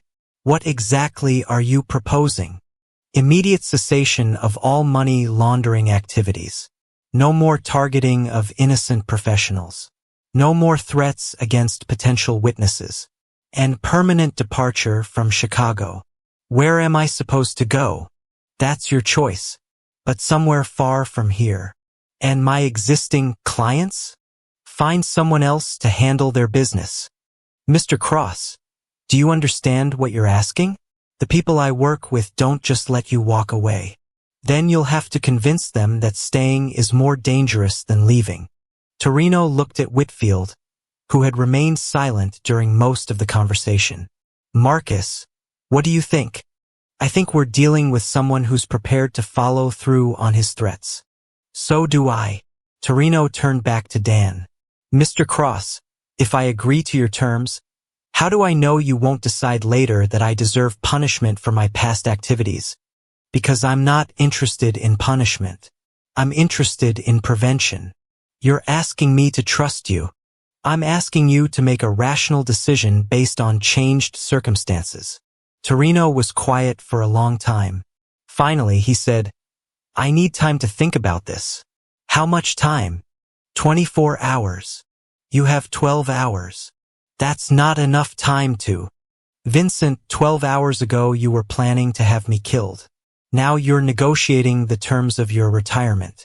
I'd say your circumstances have changed quite rapidly. Torino stood up from the table. Mr. Cross, you've given me a lot to think about. I hope you'll think carefully. Oh, I will. very carefully. As Torino and Whitfield prepared to leave, Torino turned back to Dan. Mr. Cross, can I ask you something? Sure. What kind of man were you before all this started? A very different one.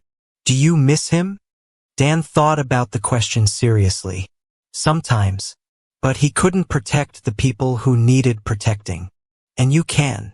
We'll find out, won't we?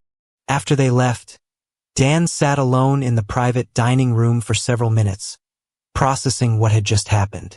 He'd successfully confronted one of Chicago's most dangerous criminals and forced him to consider abandoning everything he'd built over 20 years. But he'd also threatened to kill people, infiltrated private property, and committed acts that would be considered terrorism by many definitions. The Daniel Cross who had stepped off that plane from Las Vegas 6 weeks ago would be horrified by what he'd become. Through his earpiece, he heard Hayes's voice. Excellent work. Target is leaving the building with Whitfield.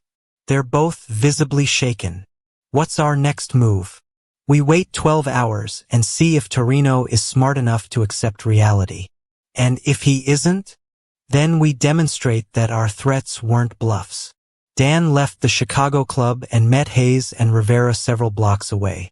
They drove in silence to a safe house Hayes had arranged, a small apartment in a nondescript building where they could wait to see how Torino would respond. Do you think he'll actually leave Chicago? Rivera asked. I think he's smart enough to understand that his situation has fundamentally changed, Hayes replied. But criminals like Torino have egos that don't always allow for rational decision-making. What if he decides to fight? Then this gets much messier. Dan was staring out the window at the Chicago skyline. Hayes, can I ask you something? Sure. Do you think we're the good guys in this? Hayes was quiet for a moment. I think we're people who were forced to become something we never wanted to be because the system couldn't protect innocent people from predators. That's not really an answer. Dan, 6 weeks ago you were a regular guy with a normal life. Vincent Torino took that away from you. He's taken it away from at least 12 other families that we know of. The question isn't whether we're good guys. The question is whether we're willing to stop bad guys when no one else can or will. And if we become like them in the process, then we'll deal with that consequence when we have to. But right now, the only choice is between allowing Torino to continue destroying lives or stopping him ourselves. At 11 p.m., Rivera's monitoring equipment picked up an encrypted phone call from Torino to an unknown number. Can you decode it? Dan asked. Not the content, but I can track the call pattern. He's contacting multiple people, probably his superiors in whatever organization he reports to. You think he's asking permission to leave? Or asking for help to eliminate us? They had their answer 2 hours later when Hayes' security contacts reported unusual activity throughout the city. Multiple teams of armed men taking positions around locations associated with our identities, Hayes reported. Torino's decided to fight. How many people? At least 20 that we can identify. Probably more. Dan felt a chill. So much for rational decision-making. Vincent Torino has been untouchable for 20 years, Rivera observed. He probably can't accept that 3 people could force him out of Chicago. Then we'll have to teach him that lesson more directly. Hayes was assembling weapons and tactical equipment. Dan, this is your last chance to walk away. Once we engage Torino's people in direct combat, there's no going back to any kind of normal life. Dan thought about Brian Murphy's children, about Dr. Walsh going home safely to his family, about all the future victims who would suffer if Vincent Torino remained free to operate. I stopped having a normal life the night they tied me to a chair in my own home. All right then. Hayes handed Dan a bulletproof vest. Let's go end this. The final confrontation took place at dawn in a warehouse district on Chicago's south side, where Torino had gathered his forces for what he apparently intended to be a decisive battle. But Vincent Torino had made a critical error in judgment. He'd spent 20 years intimidating accountants, lawyers, and other professionals who had no experience with violence. He wasn't prepared to face people who understood warfare and were willing to use it. The confrontation was intense but brief. Hayes's military training and tactical planning gave them a significant advantage, but Torino's people were experienced and dangerous. In the end, Frank Castellano was killed along with 2 other members of Torino's organization when they refused to surrender. Several others were wounded and captured. Vincent Torino himself was shot in the shoulder while trying to flee, but survived. The FBI, who had been building their case and monitoring the situation, arrived shortly after the shooting stopped. They had been tracking both sides of the conflict and were prepared to make arrests. Dan approached the ambulance where Torino was being loaded for transport to the hospital. "Vincent," he said quietly. Torino looked up at him with a mixture of pain and defeat. "You win, Mr. Cross." "It wasn't about winning." "What was it about?" "It was about making sure you couldn't hurt any more families. And now you're going to prison for the rest of your life. The FBI has been building a case against you for 3 years, and the evidence we've gathered along with tonight's events and the witnesses who are now willing to testify finally gives them everything they need for a conviction." "What about you? What happens to Daniel Cross now?" Dan looked around at the aftermath of the battle, police cars, ambulances, FBI agents taking statements from witnesses. Daniel Cross died 6 weeks ago in a hospital bed. The person who took his place doesn't have a name yet. Was it worth it? Becoming someone you never wanted to be? Dan thought about the question seriously. "Ask me in 10 years. As the ambulance drove away with Vincent Torino, Dan realized that his war was over, but his life was just beginning. He'd destroyed a criminal organization and prevented countless future victims, but he'd also become someone capable of violence and deception. The old Daniel Cross had believed in rules, systems, and the fundamental goodness of people. That man was gone forever, replaced by someone who understood that sometimes justice required stepping outside the law. Standing in the dawn light surrounded by the debris of battle, Dan wondered if the trade had been worth it. But then he thought about Dr. Walsh going home safely to his family, and he knew it had been. The war was over. Now he had to figure out how to live with what he'd become. 6 months later, a man calling himself David Carter sat in a small cafe in Portland, Oregon, reading the Chicago Tribune online. The Federal Witness Protection Program had helped him establish his new identity after his crucial testimony against Vincent Torino's organization. While he wasn't officially in witness protection, the program was designed for cooperating criminals, not victims who fought back. The FBI had made arrangements to help him start over safely. The headline read, "Vincent Torino sentenced to life in prison without parole." The article detailed how a federal investigation had finally succeeded in convicting one of Chicago's most notorious crime bosses on charges including money laundering, conspiracy, and ordering the murders of at least 12 people. Rebecca Cross had testified against Torino in exchange for a reduced sentence. She would serve 5 years in federal prison for her role in the money laundering operation. Marcus Whitfield had been disbarred and sentenced to 15 years in prison. The man who had once been Daniel Cross closed the laptop and walked outside into the Oregon sunshine. He'd been working as a financial consultant under his new identity, helping small businesses with legitimate accounting needs. It was quiet work, honest work, the kind of life the old Daniel Cross might have appreciated. But sometimes, late at night, he received encrypted messages from Sam Hayes, who was using his military skills to help other victims of organized crime. And sometimes, David Carter would quietly disappear for a few days to assist with problems that couldn't be solved through legal channels. He'd learned that once you crossed certain lines, you could never really go back. But you could choose to use what you'd become to protect people who couldn't protect themselves. It wasn't the life Daniel Cross had planned, but it was the life he'd earned. And sometimes that was enough. Thank you for your viewing. See you next time. If you enjoyed this, subscribe to JK Tells a Story for more tales.